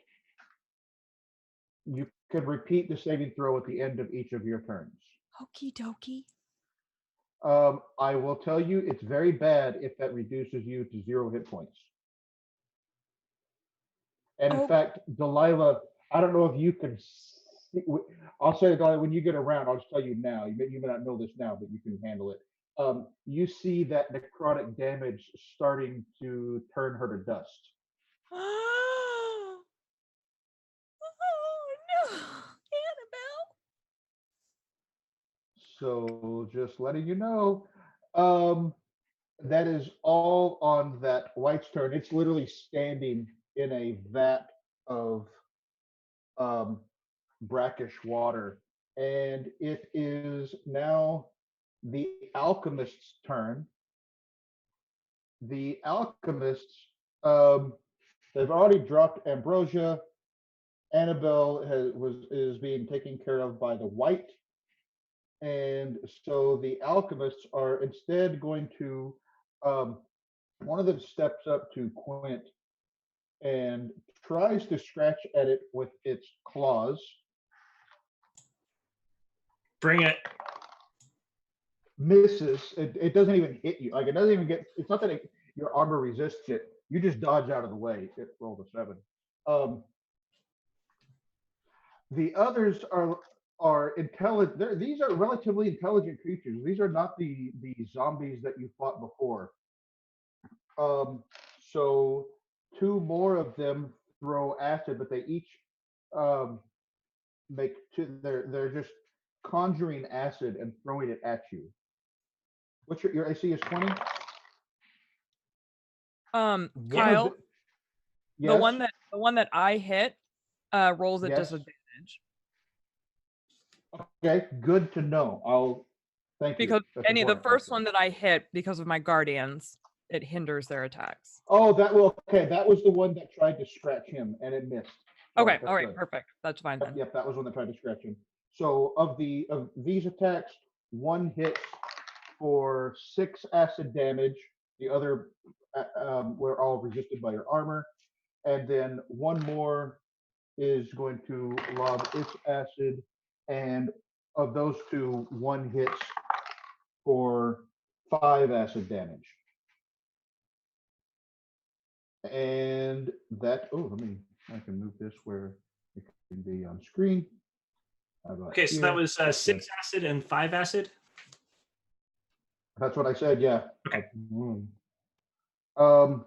And that is their turn. Delilah, you hear the sounds of fighting. What do you do? I will move up into the hallway so I can actually see what the hell is going on. Okay. When I see Ambrosia down, I will cast Healing Word. Ambrosia, you heal for 7. Thank you. 10, 15, 20, 25. Can I touch Annabelle from here? Yes. Around the corner? Yep. Lesser Restoration. It heals her for the paralyzed condition. Okay, so that's good. So, Annabelle, for a few seconds, you feel all of your muscles completely seize up. You're aware, just everything freezes. You can't move. And then as soon as you feel Delilah's hand on your back, oh my God, pretty bad. Yep, and I move back into that corner on top of those crates. Actually, I think point of order. Actually, you can't cast Lesser Resto because you cast Healing Word. Oh, that's right. Then I paralyzed. Absolutely. Yep, absolutely. Then I will move over here, and I will use Turn Undead. Okay, what is your DC for that? Wisdom saving throw, DC 13. And that's a magical effect. So the I have no idea. Yeah, the alchemists have resistance on it. You said DC 13? Yep. Okay. One resists. Oops. Too many dice. Oops, that's a T12. That doesn't count. One fails, so I'm going to mark this one as being turned. The one at the top also fails, so that's going to get a mark. The one in the east fails, Oh, thank God. and then the white.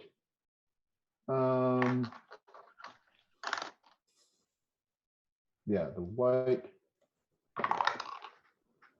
The white will pass. So Right. when they turned, I can't remember, did they use their reaction or just on their turn they have to flee? I believe it's on their turn. It's not their reaction. Action. It's they Okay, all dash. right. Okay. Yeah, so you see the group of three that's up on the north wall start to cower in fear of Delilah. Anything else? Nope. I just call out, return to oblivion where you belong, and that's the return. Okay. Ambrosia, you have, I forget how many hit points you were given, and you are prone on the floor. What do you do? Ambrosia's gonna go. Oh, did it ruin my jacket? Tell me if There's it ruined my acid jacket. burns all over your jacket. Mother. And then I'm gonna go. So I'm prone. So does it take an action to get back up again? No, it takes half of your movement. I'm gonna get up. And I'm going to mind spike. The one next to Annabelle. Okay, is that a save or an attack? That's a mind spike. Wisdom 13 save.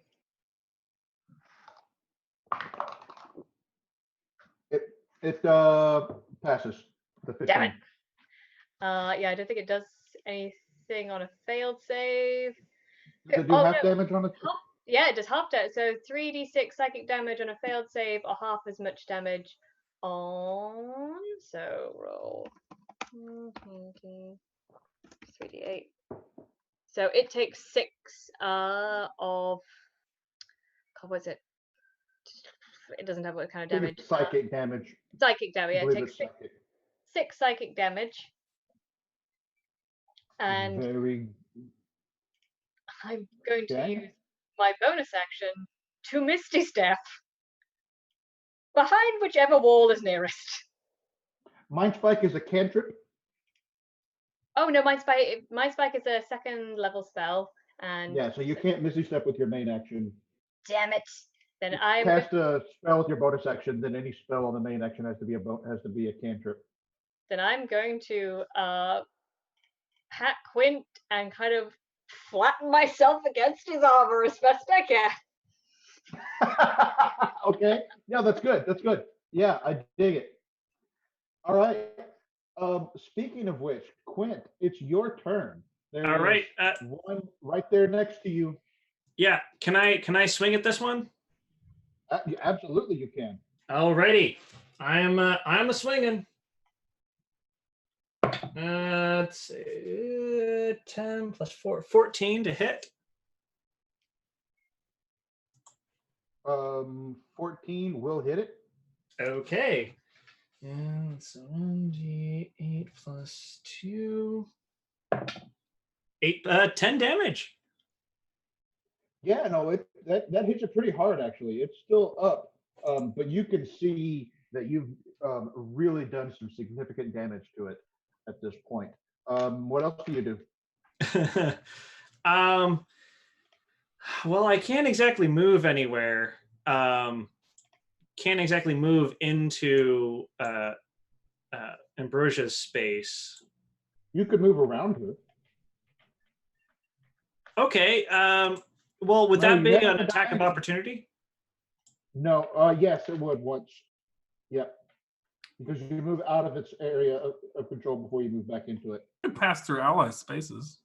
Oh, I Right? can? Actually, you can. Yeah. Yeah, that's true. Yeah. Yeah, you can move to the other side of Ambrosia. Good point. Okay, I'll do I that. just And I wanted assume these are the tables? terrain that you have. Yes. Yeah, they're like surgical tables, but nothing's on them. Okay. Okay. All right. Nothing else on your turn? That's it. All right. Annabelle, you are paralyzed. At the end of your turn, can you make a Constitution or Wisdom saving throw, your choice? I sure can. Boy, my dice have been real not great though. So, shit. 11. No, you are still paralyzed. And Oh, also that urn bounced off of you and rolled back towards the white and is on the floor. So just as a note to you all, the urn is still on the floor.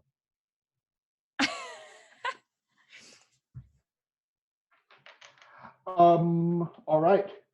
Do I take Nothing any else. damage? So Just- no, it was just it's on your deck. It was just to shake up the paralysis. You can Oh, see and cool. hear everything. You're Great. just locked in. You're This just is my locked in. Um, the actually help. Too many computers, too many screens. Um,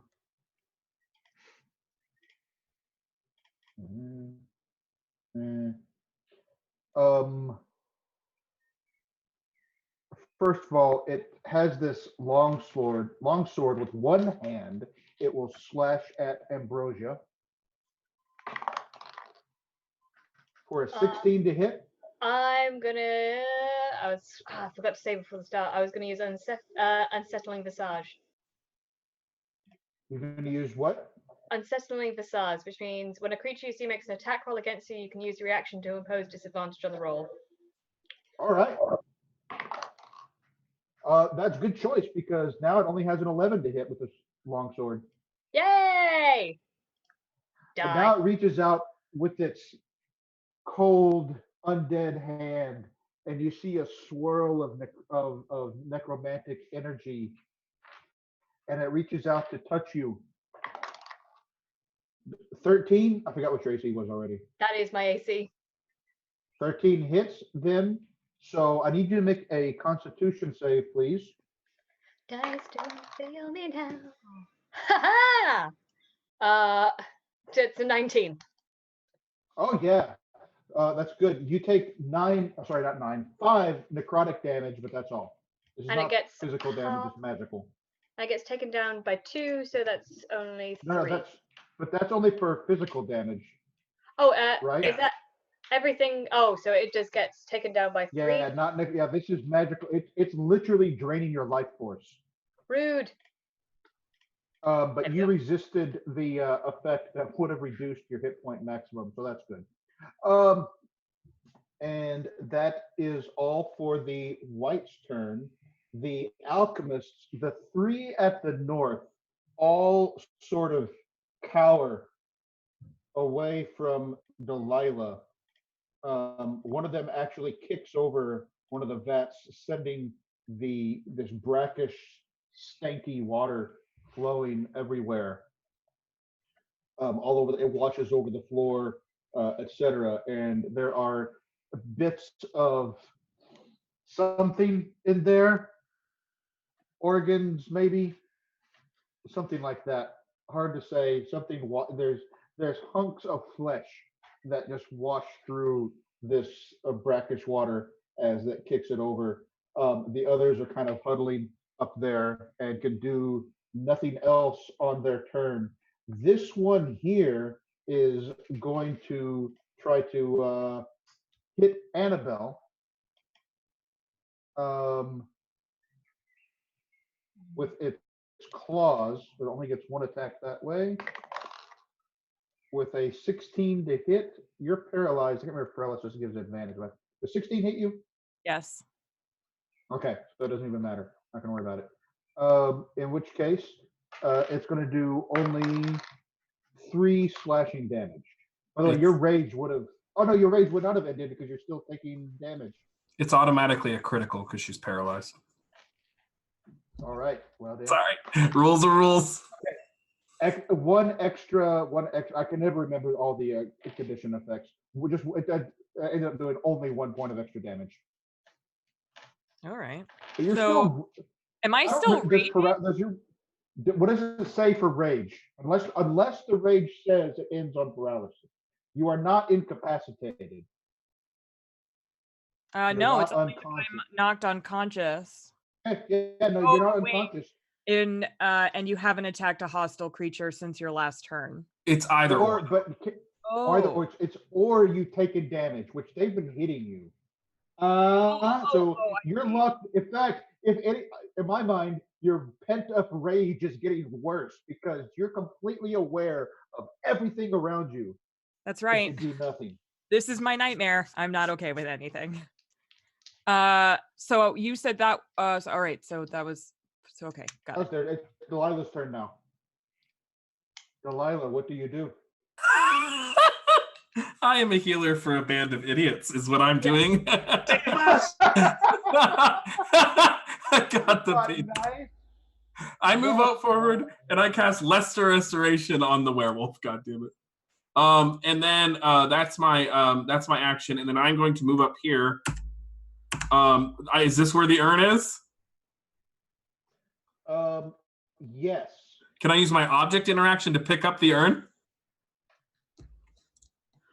Sure. Can you make a Constitution or Wisdom saving throw, please?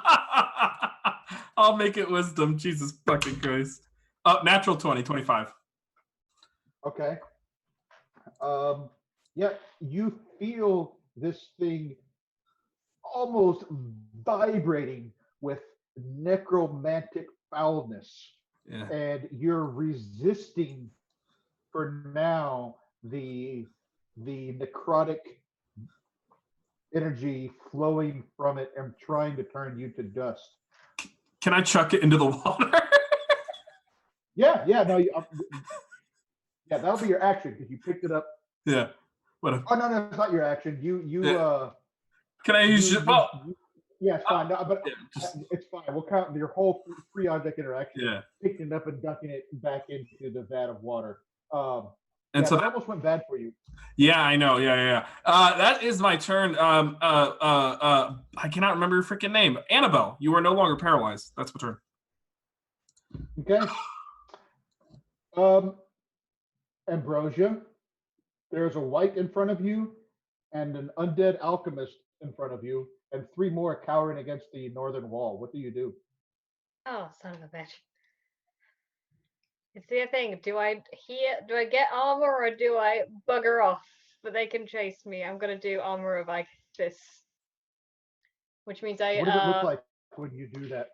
It's the same kind of thing. So he brings up the tarot card. They bring up the tarot card and just kind of almost crack it, and this icy shield covers their entire body and this kind of sheen of ice.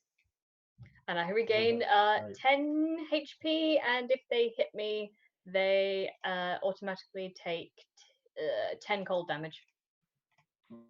Okay, remind me if they do. And plus 10.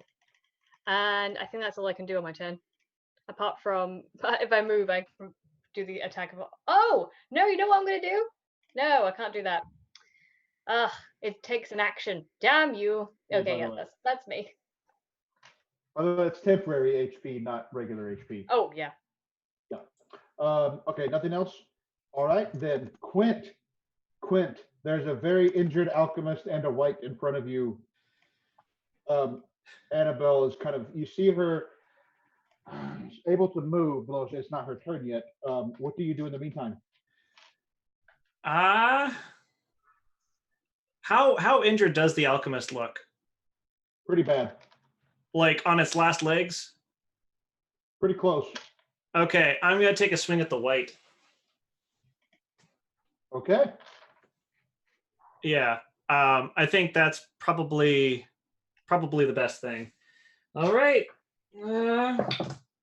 Oh shoot. 4 plus 4, that would be 8. Yeah, no, it nimbly, and your X just goes right past it. And I'm like, Any bonus action or movement? I want to. Can I use my bonus action to try to like taunt it? Like, come at me! That's not even a bonus action. Yeah, you can say. Yeah, you can yell that all you want. No problem. Yeah, I basically I'm doing everything I can to make myself bigger, more imposing. Like, I want this thing to be focused on me. Understood. Anything else on your turn? That's it. Okay. Back to Annabelle, who now is back to her normal self. She is. And Ish. she's Ish. pissed. But she's Uh, raging, so she's in her hybrid form, is she not? That's right. She is. Okay. So I am going to just go for the are they're you're calling them alchemists? The one right in front of me. Correct. Okay. For a 17 to hit. Oh yeah, easily. Okay. Okay. For 17 slashing damage. Yeah. Describe how you kill this thing. Okay. I am going to just take the great axe and try to slice like diagonally right across it. Like I don't even care. I just want it out of here. I'm so mad. Yeah, and it unlike the others that kind of like burst into necroticness. This it just kind of comes apart. It just falls apart, all of its pieces and whatnot, and collapses onto the floor. Was that reckless, by the way? No, that one was not reckless. Okay, all right, just making sure. Anything else on your turn? I am going to probably growl at the wit and maybe try to spit at it as a bonus action, and that's it. Okay, all right, fair enough. The white will once again go swinging at Ambrosia with its longsword, um, just at regular, right? Right. Oh, and misses terribly, and in fact drops its sword. It slips out of its. I guess there's some kind of nasty oozing coming out of its hand, and the sword slips out, and it looks up at you and just tries to smear that necrotic ooze on you. Rude. Oh, that's totally rude. Nope, for a 6 to hit, so it's definitely going to miss. Ambrosia just kind of looks at that, watches the sword fall, looks up at him and winks and goes, "Don't worry about it. We all have issues sometimes. Performance anxiety." The other alchemists are cowering from Delilah. You hear them. You hear them. You can't hear. So they're kind of murmuring to themselves. And it is Delilah's turn. Delilah, this wife's there, and then the alchemists.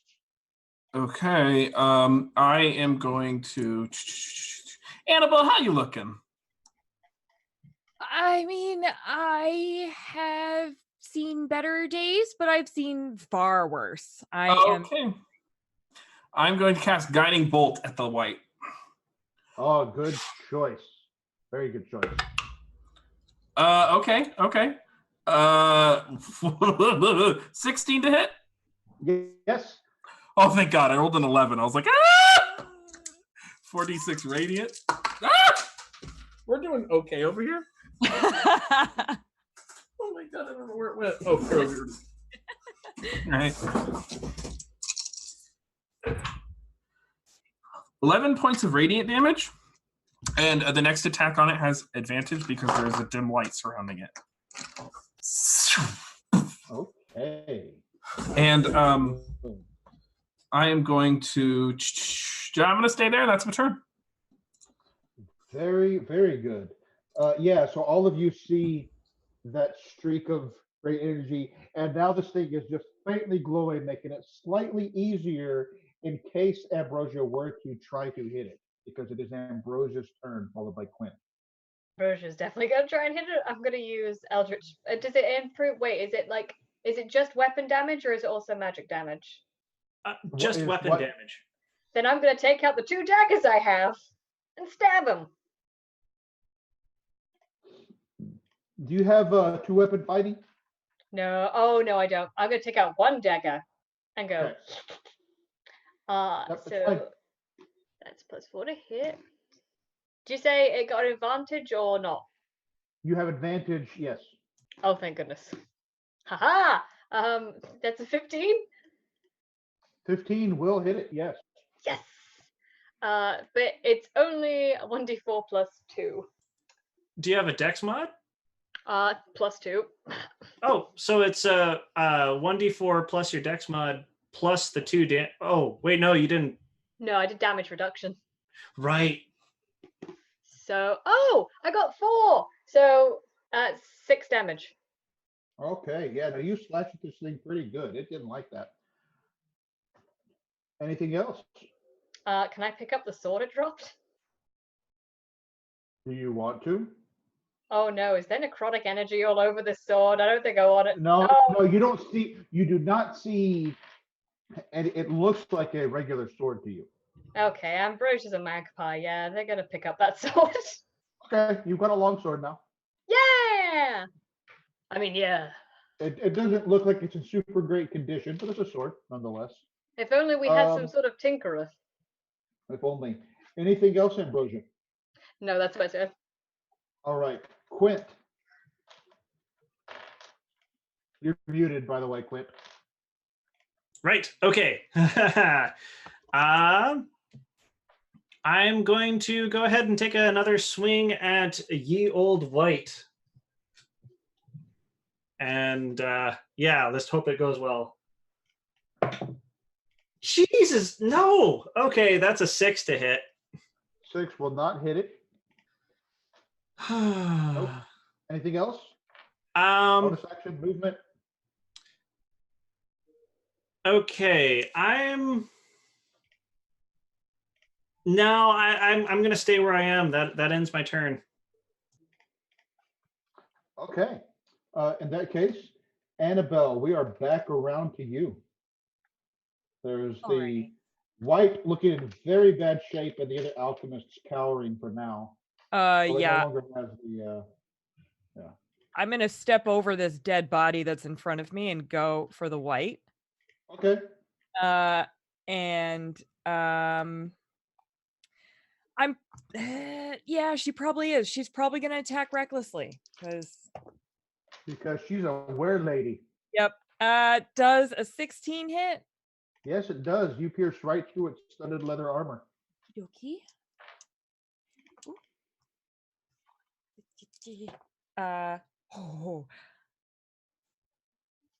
19 slashing damage. Yeah, you do this again. Why don't you tell us how this thing ends its miserable existence? Okay. I'm gonna try to chop its head off. I'm pissed that this thing tried to paralyze me and did, and so I'm just gonna take the great axe and just go straight for its head. Oh yeah. No, you definitely just completely decapitated, and its head goes rolling across the floor. It splashes a little bit through that brackish water. Anything else on your turn, Annabelle? No, that's it. The other alchemists are still turned. So what does Delilah do? They're just dodging now. Yeah, I'm gonna look over and say once they are, I will say inflicting harm. This won't last long. Inflicting harm will break them from the hold, though. And I'm going to cast Hold the Dead, but I'm going to hold it for when one of them is damaged. Okay, so as soon as one of them is damaged, then you'll cast Hold the Dead. Yep. All right. That's my turn. All right, Ambrosia. There are 3 of them cowering and dodging. There's like. I missed it. What do you do? Did they have any effect on them? Do Yeah, they they're have frightened. any effect? Oh, they're frightened. They're turned. Can I hop over to them and I think if I hop on here and cast Fey Presence, which is Sure. you in a 10-foot cube from you to make. They need to make a Wisdom saving throw or become charmed or frightened by you. I'm trying to charm some. Okay. So it's a DC 13 Wisdom save. How many does it affect? Everything in a 10-foot cube. Okay, you can get 2 of them. Got it. Or 10 what? Yeah, yeah. All right. A DC what wisdom save? 13. 1 saves, 1 fails. So this one is, what is it specifically? Charmed or frightened of you? It's charmed. Okay. And yeah, so it's charmed by me, and so I'm like, so I can potentially say, hello, my tiny friend. We are friends now, aren't we?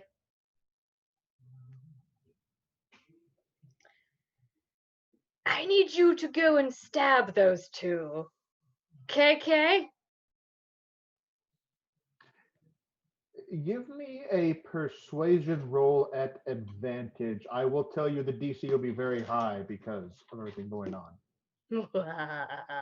I got okay. Persuasion plus 5. 24. But thank God for that advantage because my first roll was a nat 1. Yeah, yeah.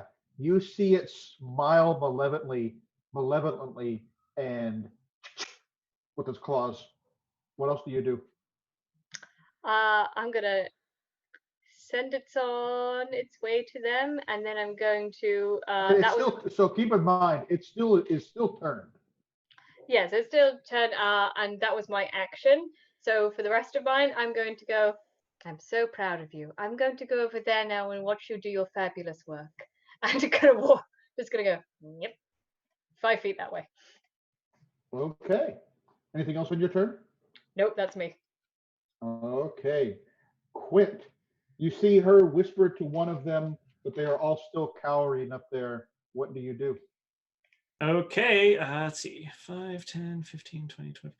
I want to move around and up here, Okay. and I'm going to attack the one right in front of me. Okay, do that. Alrighty. That's 12 plus 4, 16 to hit. Yes. Yep. Oh, thank goodness. Okay. D plus 2, 5 damage. 5 damage. Yeah, you take a little chunk out of it. Anything else on your turn? That's it. All right. And it is no longer turned. It hisses back at you, grunting. Toll the Dead. Toll the dead. Give me that toll the dead. Wisdom saving throw. Wisdom DC 13. saving throw. It will succeed with Okay. a 17. Yep. Anything else? Quint, no, you said no. So Yep. it is Annabelle's turn. Back at the top of the order. So I am going. Annabelle mad. Huh? Said Annabelle mad. Annabelle always mad. That's my secret. I'm gonna move up to now that I've seen that this one was hissing at Quint. I'm gonna move right up and hack at it recklessly for sure. Where And are you? miss. I I just lost moved. you on the. I'm here. And then Oh, I you went. moved on. Okay, you moved on top of Quint. Oh, Quint was over here. So well, I'm here. I don't want to It's move fine. up. It's fine. It's Okay. fine. Yeah, yeah, you can hit it. Are you going Well, reckless? I did go recklessly and I missed. So that's All that. right. Anything else on your turn? Nope. That's it. Okay. It's going to turn, since you are reckless, this would be a disadvantage, but because it's a ranged attack, but since you are reckless, it turns it to normal. It's going to conjure and throw 2 acid lobs at you. 16 to hit on one of them. Yep, that hits. Okay. And that's going to do 3 acid damage. Okie And dokie. the other two, one of them is looking at the others, but it's looking back and forth between the other 2 undead and Delilah, and it's unable to follow the instructions that Ambrosia has given it. But it wants to. It really wants to right now. And it's Delilah's turn. Okay, I will toll the dead on the one the furthest to the left again. Wisdom saving throw, DC 13.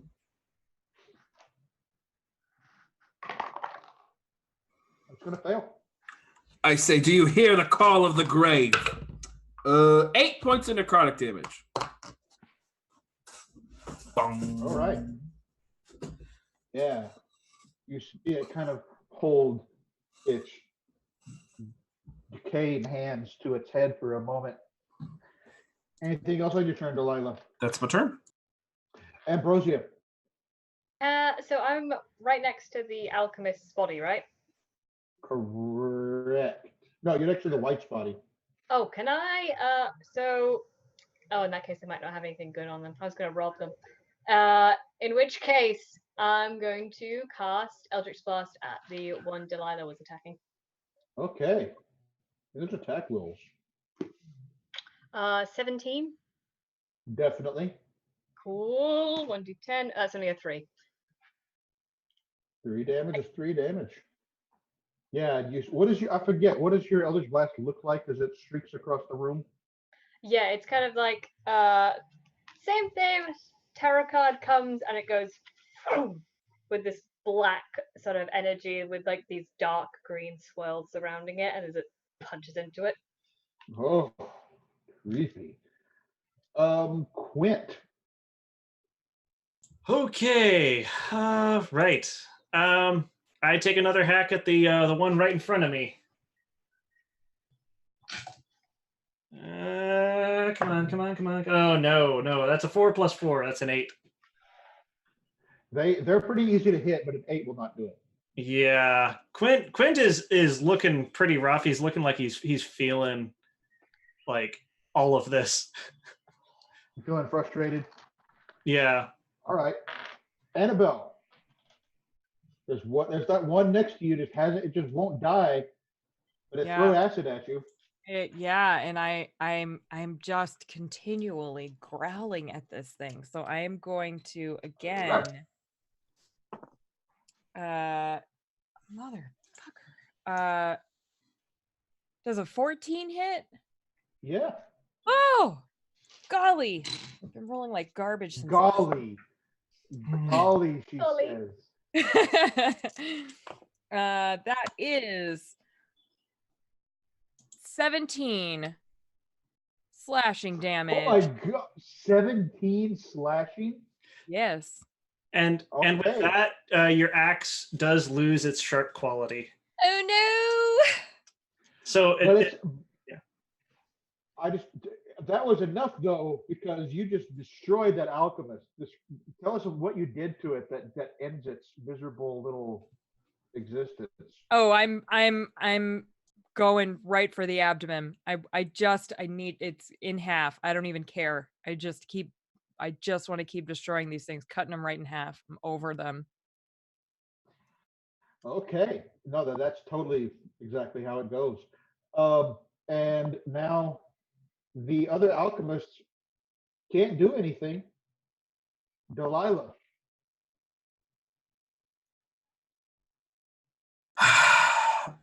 All right. Cool. I'm going to just, I'm just going to fucking get this party going. I'm going to cast Toll the Dead on the one furthest to the left that's not dead. Wisdom saving throw, DC 13. Passes. Okay, great. Thanks. That's my turn. Oh, all right. Ambrosia. Ambrosia. Just checking. No. I'm gonna Eldritch Blast it again. At that one. Say the words, Warlock. Eldritch Blast! And please be nice to me, dice. Oh, it's a 13. Yes, although no, it's dodging, so you need to roll a disadvantage. Oh. 13. 13 hits it. It's no longer dodging, by the way, because it's not going to be turned anymore. Haha. Damage roll? 2. Why do my damage rolls suck? That's enough to do some damage to it. So now it's no longer dodging. That'll make it easier if Quint tries to hit it on his turn right now. That's me. Yep. And that's exactly what I'm going to do. I'm not actually going to move closer to the charmed one yet. This pool, is that like can It's people like a vat of almost like a cauldron, like a vat of water. Okay, then in that case, I am going to move over a little bit. And then I'm going to take a big ol' swing at the one right here. Okay, come on. That's a 12 plus 4, a 16 to hit. Oh, yeah. Okay, D8 plus 2, 5 damage. Okay. Yeah, no, you do that, and it can't speak, but it hisses at you. You can see intelligence in its eyes glaring back at you with maliciousness. Anything else? Nope. Annabelle. All right. I am going to move up to the one that Quint just hit, and I am going to just keep hacking at these nasty little things. I'm gonna do this recklessly, so that's 15 to hit. Oh, yeah. Okay. Okay. That's 12 slashing damage. Mm-hmm. It's still up, but that you really hit it very hard. Awesome. Okay. It looks around, identifies you as the most relevant threat at the moment. You're reckless, so these attacks, which would be at disadvantage, are now regular. So it is once again going to attempt to lob acid at you. Natural 1 and a 7 to hit. So none of that, nothing. And that means that Delilah gets to do whatever Delilah does. Oh, the dead was the saving throw DC 13. Checking something here. Yep.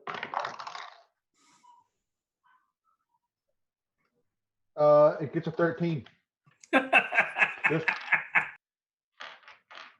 it may be dead, but it's refusing to pay the toll, Delilah. That's my turn.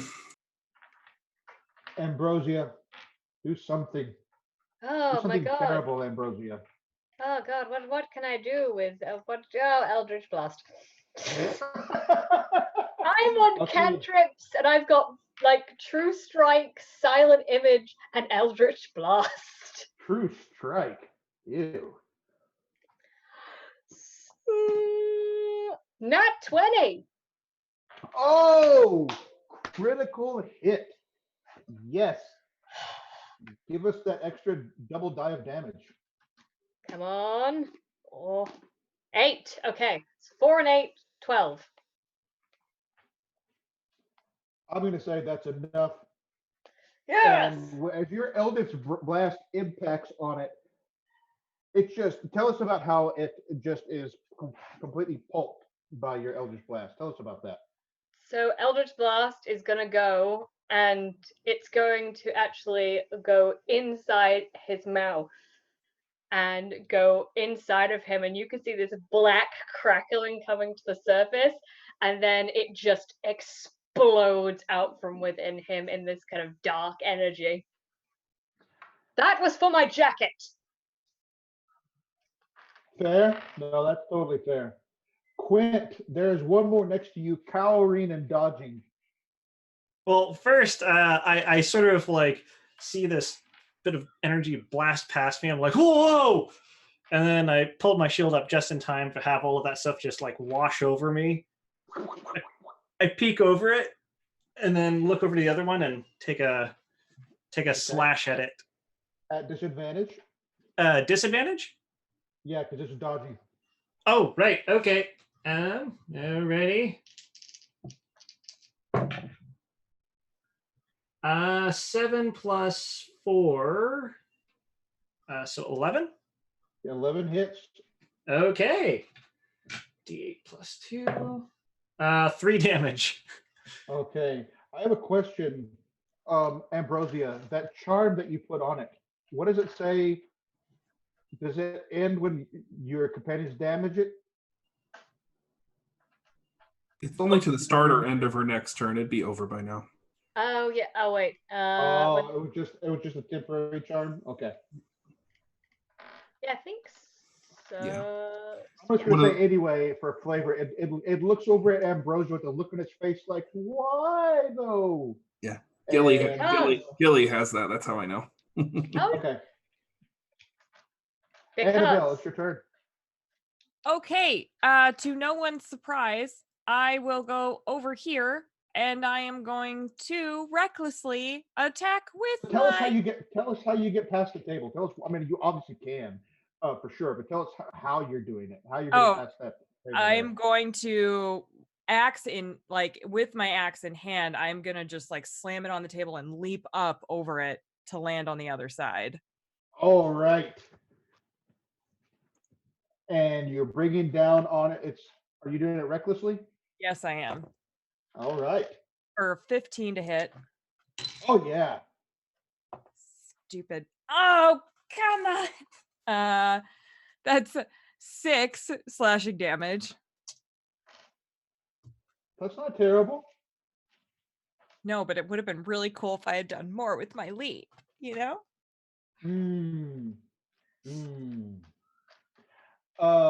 Remind me next time. I have a way that I would have had you do like an acrobatics check to see if you could get advantage on the attack. We already had advantage, so Yeah, you already right. had advantage from your Yeah.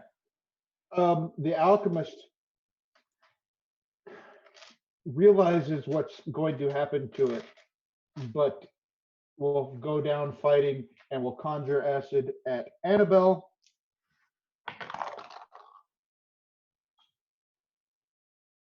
Ooh. Both of them hit. I'm pretty sure. Cool. 21 to hit on both of those. So, Yeah. yeah. I mean, it's what happens when you're reckless.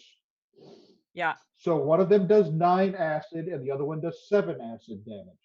Oh my god, wait, what does that add up to? 16. Oh, yikes. Okay. Annabelle's probably at this point, you can probably see her. She is not really able to stand straight now. She looks like she's wavering, like she's in a lot of pain, like an She's aggressive. just got literally acid running down her body. You can see the vapor from it as it's burning into her flesh. You smell the smell of burnt, wet dog hair. That's me. So Delilah, what do you do? I'm gonna rush up here. Ah! Goddamn clicking. Whatever. I get over there and I use my healer's kit as an action for my, I have my healer's feat. I'm gonna heal her 1d6 plus 7. Oh wow, I'm at roll max. You heal 13 hit points from my healer's kit on my feet. That's one more use of the healer's kit. Thank you. I just imagine you kind of tell us what it is that you're doing to heal her. I know you're using the healer's kit, but tell us what it is that you're, because it's within the space of 6 seconds. So what are you doing in 6 seconds to heal her? I I pull out some kind of really gnarly looking paste that is like green and black, and I like slap it on one of her wounds. It's a bandage. Gnarly. Yep. Yes. That's my action, and that's my turn. Oh, sorry. That's your turn? Yep. Okay. All right, Ambrosia. I really want to do something, but I know it's gonna fail horribly. It's just for funsies. Ambrosia's gonna hop up on this table. Actually, no, Ambrosia is going to, inspired by Annabelle's feats of amazing acrobatics. Ambrosia's like, God, that was so cool. I want to try that. And uses the table to propel themselves to flip over to Eldritch Blast and land behind Quince.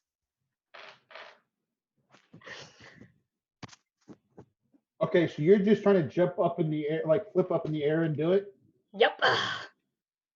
Okay, so first of all, give me an acrobatics check because now you're within 5 feet of it, right?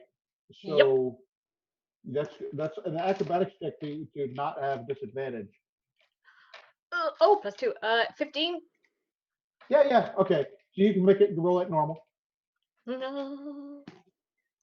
14 plus 5, 19. 19 will hit. This D&D helps you get better at maths, folks. Only get to If by 4. math, you mean adding small numbers? Yes. Yes, 4. that is exactly what I mean. Adding tiny numbers. Okay. Very good. Yeah, this thing just takes it full in the face. Quit. This thing is miserable now. What are you gonna do? I'm going to attempt to put it out of its misery with another longsword slash. Yeah, so basically as the Eldritch Blast goes by, I kind of like am already trying to follow up with it. So it almost looks like it's happening at the same time, but not quite. Okay. 15 plus 4 to hit. Yep. Okay. And D8, 7 plus 2, 9 damage. This thing is not doing well. It is definitely looking rough. Annabelle, can you finish it off? Please. Gods, I hope so. We're gonna see, folks. Let's see. Is Are it you going gonna... reckless? Yes, I am. That's a unnatural 20 to hit.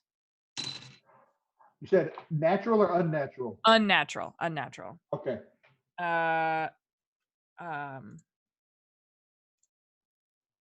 14 slashing damage. Annabelle, you are just a monster today. I mean, That's right. You're always a monster. Today, all days. Right. So tell us about what this one is over. How do you want to do this, as the saying goes? Okay, so she is highly not creative in the way that she likes to destroy gross creatures. So she is going to also just take a look at it and probably growl and just try to lob this head off, hoping to do so, which I guess she does. Yeah, you do, and it goes plop into the water behind it.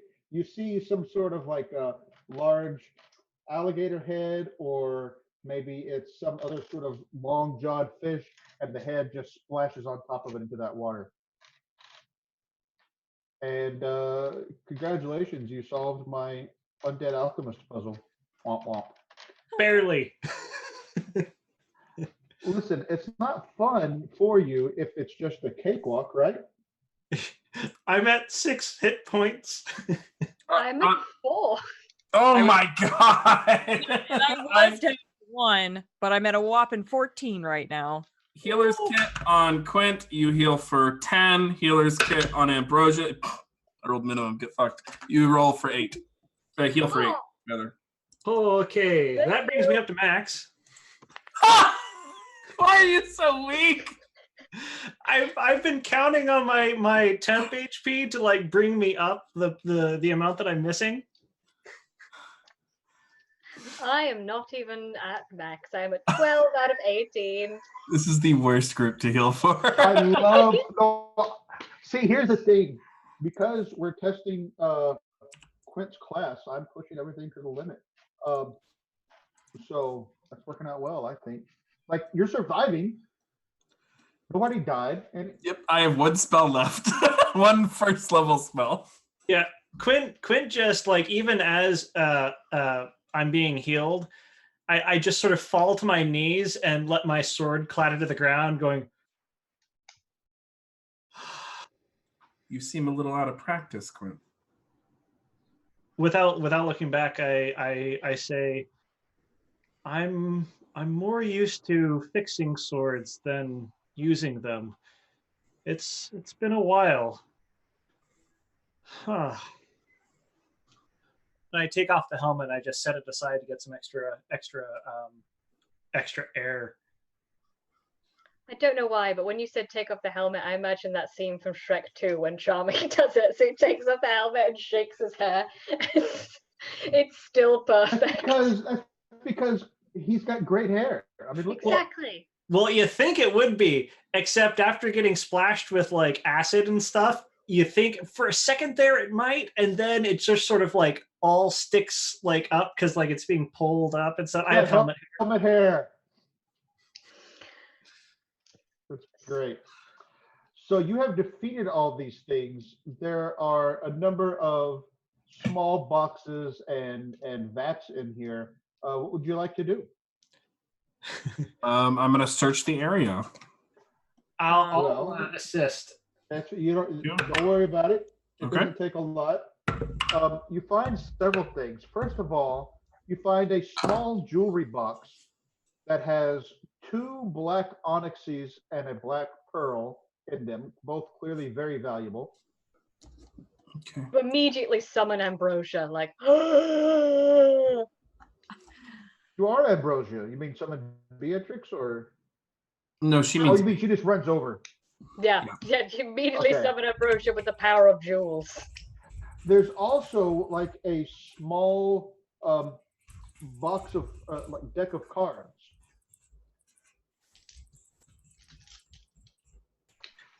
Hey. Just what kind of deck of cards are we talking? Yeah. I'm thumbing through them. I'm like, what is this? This is a set of parchment cards. There's only 25. It seems like there should be a few more, but there are 25 parchment cards together.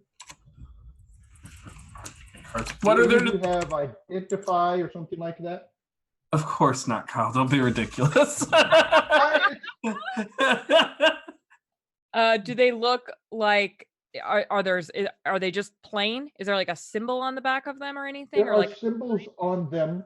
One of them has a dragon on it. One of them has what looks like maybe some kind of a Medusa on it. One of them looks like it has some sort of an iron walking man on it. One of them looks like it's this terrible creature you've never seen before. It's like an orb with eye stalks coming out of it.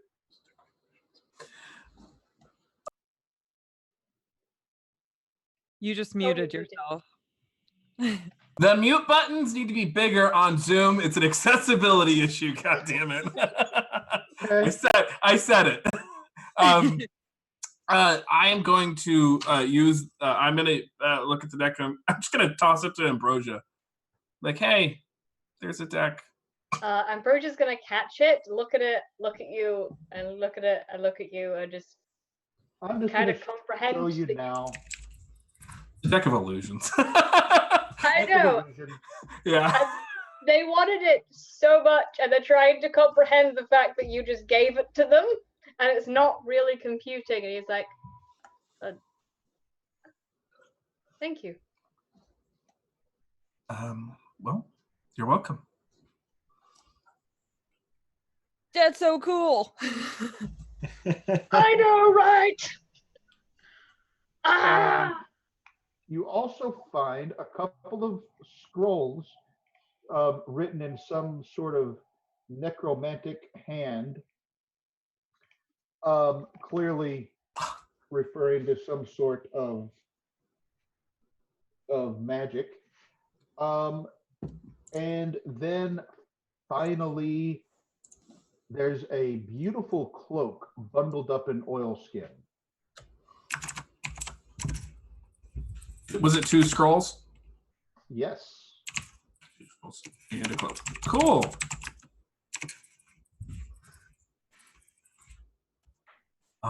Well, I certainly don't know how. I don't know how to identify things. I'm going to say that scrolls you can just read. Okay, what are they? One of them is a scroll of animate dead. I mean, that's what's here. Yeah. The other one is a scroll. You could read it. You are unfamiliar with the magic, and I will tell you just now that this scroll is at least on both the warlock and cleric lists. The new spell. It's not a. It's a homebrew spell, as it were. Okay. So you're like, well, it's not on my list. That's fine. And you can look at roll 20. Is a scroll of wave of life. Ooh. Neat. Did that one thing ever go away? Okay, it did. That's A cool. creature that you can see within range is drained of some of its vitality, which is then transferred to another creature of your choice. That's hella cool. I'm gonna turn and I'm gonna explain what I have to the group because Delilah's a pretty honest woman. Yeah, I don't know what this cloak does, but that's neat. This is a rather profane scroll of animate dead. And I'm going to round it up. I was like, I'd like to keep it so I can study it and destroy it later, if that's okay. I don't deal with magic generally, so. And I don't care for the undead, so by all means. And then you got the 3 gems that I noticed. Yeah, I'm just writing them down as like a bookkeeping thing. Yeah. Okay. Yeah, no, absolutely. I will tell you, assuming that Ambrosia at least takes a look at the gems, the black onyxes are each worth 150 gold, and the black pearl is worth 500 gold. Ambrosia looks at these jewels and has a moment of, God, I really want those. Oh, bloody hell, why does it have to be Delilah? And then just backs away and is like, no, we don't steal from Delilah. I think Quint has now gotten off the floor, and are we in any immediate danger? Can we hear anything else, like coming down the hall or anything? You don't hear anything else, no. I think there was that lower portion to investigate. The stairs down. I could go another go, but we might want to wait a bit first and touch up some of our gear. I start tugging at people's stuff, looking at everything and examining stuff and everything. Like, we might want a tune-up, but it would take some time. I'm gonna hold up the longsword. Oh yeah, does anyone want a longsword? No. I go and touch it and take a look at it. I see a kitty.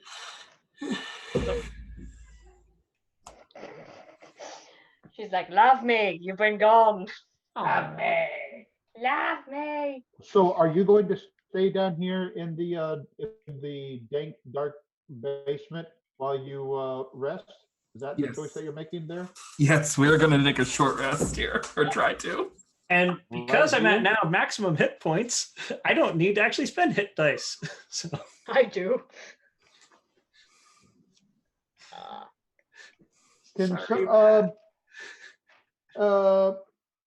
I know, Peter, since you're the one that wants to, can you roll me a D6, please? Annabelle. 5. Oh, interesting. Well, before your short rest is complete. Oh no. Oh. Did I do something terrible? Yeah. Coming around the corner, you see just one of those drowned zombies from last week. What do you do? Are we in the middle, at the beginning, or the end of the short rest? In the middle. Oh boy, howdy. Quint would be out of his armor because he'd be working on it. Can I cast Silent Image to just create this massive, freaky-looking wall in front of us. So you can absolutely cast silent image. We're gonna need to wrap up pretty quick here. Silent image, no larger than 50. Yeah, you can cast like a as if the room were walled off or doored off. Yeah, I'm gonna do it and make the walls look as creepy as possible, if I can do that. Yeah, you could do that. What is it when you say creepy? Tell us what it looks like. It looks like but these vines and these thorns kind of spring up from the ground and twist and wrap around, kind of like the wall in Maleficent, where she just kind of creates this massive wall of thorns that wrap around. And it's like dark, and I'm doing a little bit of mist, like black mist, to try and make it look freakier. I dig it. What is your spell save DC? My spell save DC is 13. Doesn't matter. Doesn't matter. They got a natural 1 on its attempt. Yes. So, yep. And I will tell you 2 more things. One is that you, as you're inspecting these storage crates and items, you notice a family crest on them that Quint, you would recognize as, because you're local, right? You are originally from this area. I mean, I don't know if the others are, but I know that for sure you are. Belonging to the D. Rosalba family. You know, so everything here kind of has the family crest of the D. Rosalba family. And you also noticed a sheaf of papers that you can investigate when we come back next time. Cool. And I'll be trying to attune to that cloak just for investigative purposes during the short rest. Okay, you determined that it is a cloak of protection. Oh shit. Awesome. So, Sorry for keeping it down in the short rest. yeah, young. Yeah, does the final image protect us enough to finish the short rest? How long does silent image last? Let's have a look. Silent image lasts 10 minutes. She can cast it at will. Oh, yeah. good. Yeah, that's fine. Then you can, right before it ends, you can cast it again, so it doesn't matter. But it's 10 minutes, so as long as nothing interrupts your concentration, which it won't, because nothing else was in there. So we're good. I'm wrapping up a little bit because the Old Myths, I think that's the name of the new show that's starting, is following us up in a few minutes, I believe. It's not on this schedule, but it's on this stuff. So I think that's right. So I want to thank everybody for playing and watching. This was a lot of fun. Unfortunately, we will be off for a few weeks due to some various family issues that various folks, including myself, have. So we will be back in 3 weeks from today. That sounds longer when I say it. We'll be back on July 14th.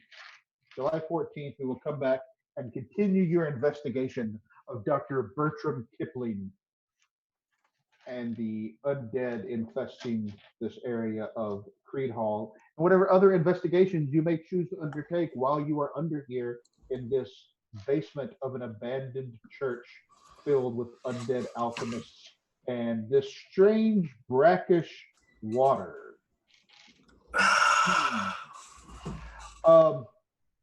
So let's see. Thanks to Nox Noctua, who's frequently seen here on variant roles and on the council here for our lovely overlays today. Thank you to Tabletop Audio and Elven Tower for the assets that we use. They're wonderful, and you should support them all because independent content creators are the best. Speaking of which, let's go around through the players today. Tell us who you are, where people can find you on the internet, and what you might like them to find if there's anything that you want to promote. So let's go this time from right to left and start with my friend Matt. Hey, that's me. I'm Matthew Foreman. I am at Matthew W. Foreman on Twitter. I don't really have anything specific to promote, but since I hardly ever mention it, over at What? Dice, huh? You have more to promote than any of the rest of us. I know, What? but it's a laundry list at this point. If you follow me on Twitter, you can stay up to date on it. But I would just like to remind everyone that my brainchild, my beautiful baby, the Ghost of the Machine, is every Wednesday at 7 p.m. Central, 8 p.m. Eastern on Dice Priority. So watch it because it's my favorite thing that I do. That's it. Cool. Punt Bard, who are you and what are you doing? Where can we find you on the internet? Yes, I am at Peter Voss on Twitter. You can also find me under hashtag PunBard. I make daily Dungeons and Dragons puns 4 times a day. I'm also just now, as you can see from the stream, starting getting into actual game content design. So hopefully within the next few months or whatnot, I'll start publishing more stuff. So look for it when it comes out. Fantastic. Val. Hi everybody, I'm Val. I'm at the Nerdy Niffler on Twitter. You can find me again on Variant Roles next Thursday for the Shadow Dusk. I believe it's our finale where we fight a demigod. And then As one does. as you do in D&D when you're level 17. And then again, not this week, but the week after, I'm with Matthew and Emma, who Emma runs Saltmarsh on Saturdays from it's 11 to BST my time.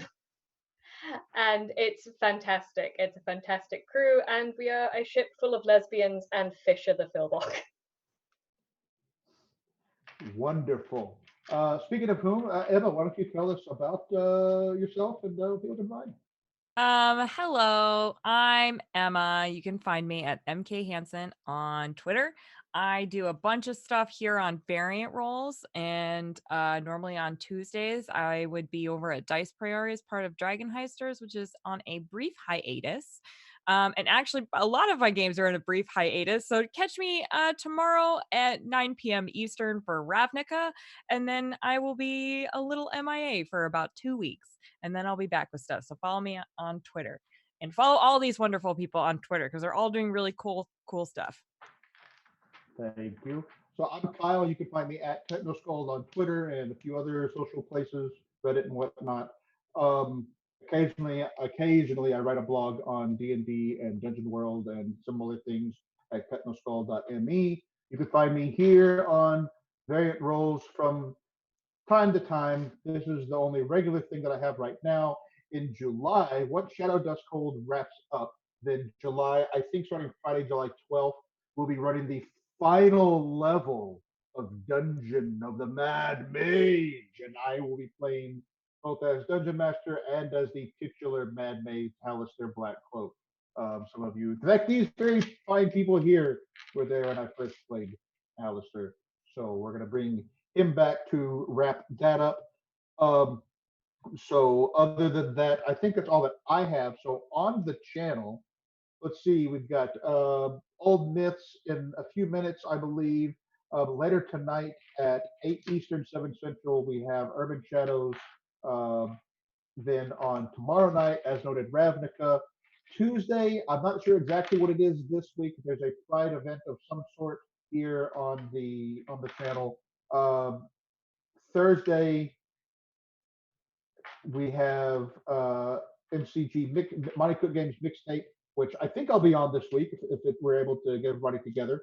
Where instead of this is not going to be a Visible Sun this time, it's going to be using Cipher System in a homebrew science fiction setting that Papa Bear himself, Dan Gaston, has whipped up together.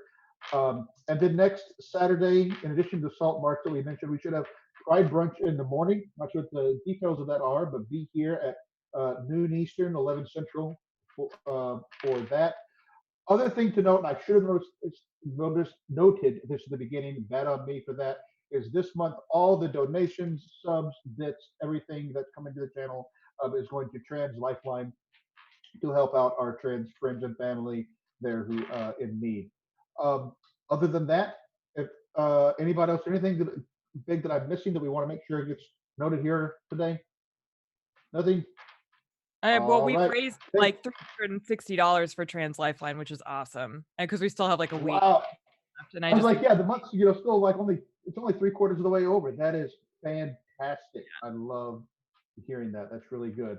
So thanks to everybody who's contributed in whatever way, whether by throwing even just bits or a sub, or I know we've had some donations, or by like you folks here being here on the channel so that people have something to come watch and enjoy. But in any case, thanks everybody. And we will catch you in 3 weeks again on July 14th for this show. Thanks, everybody. Bye.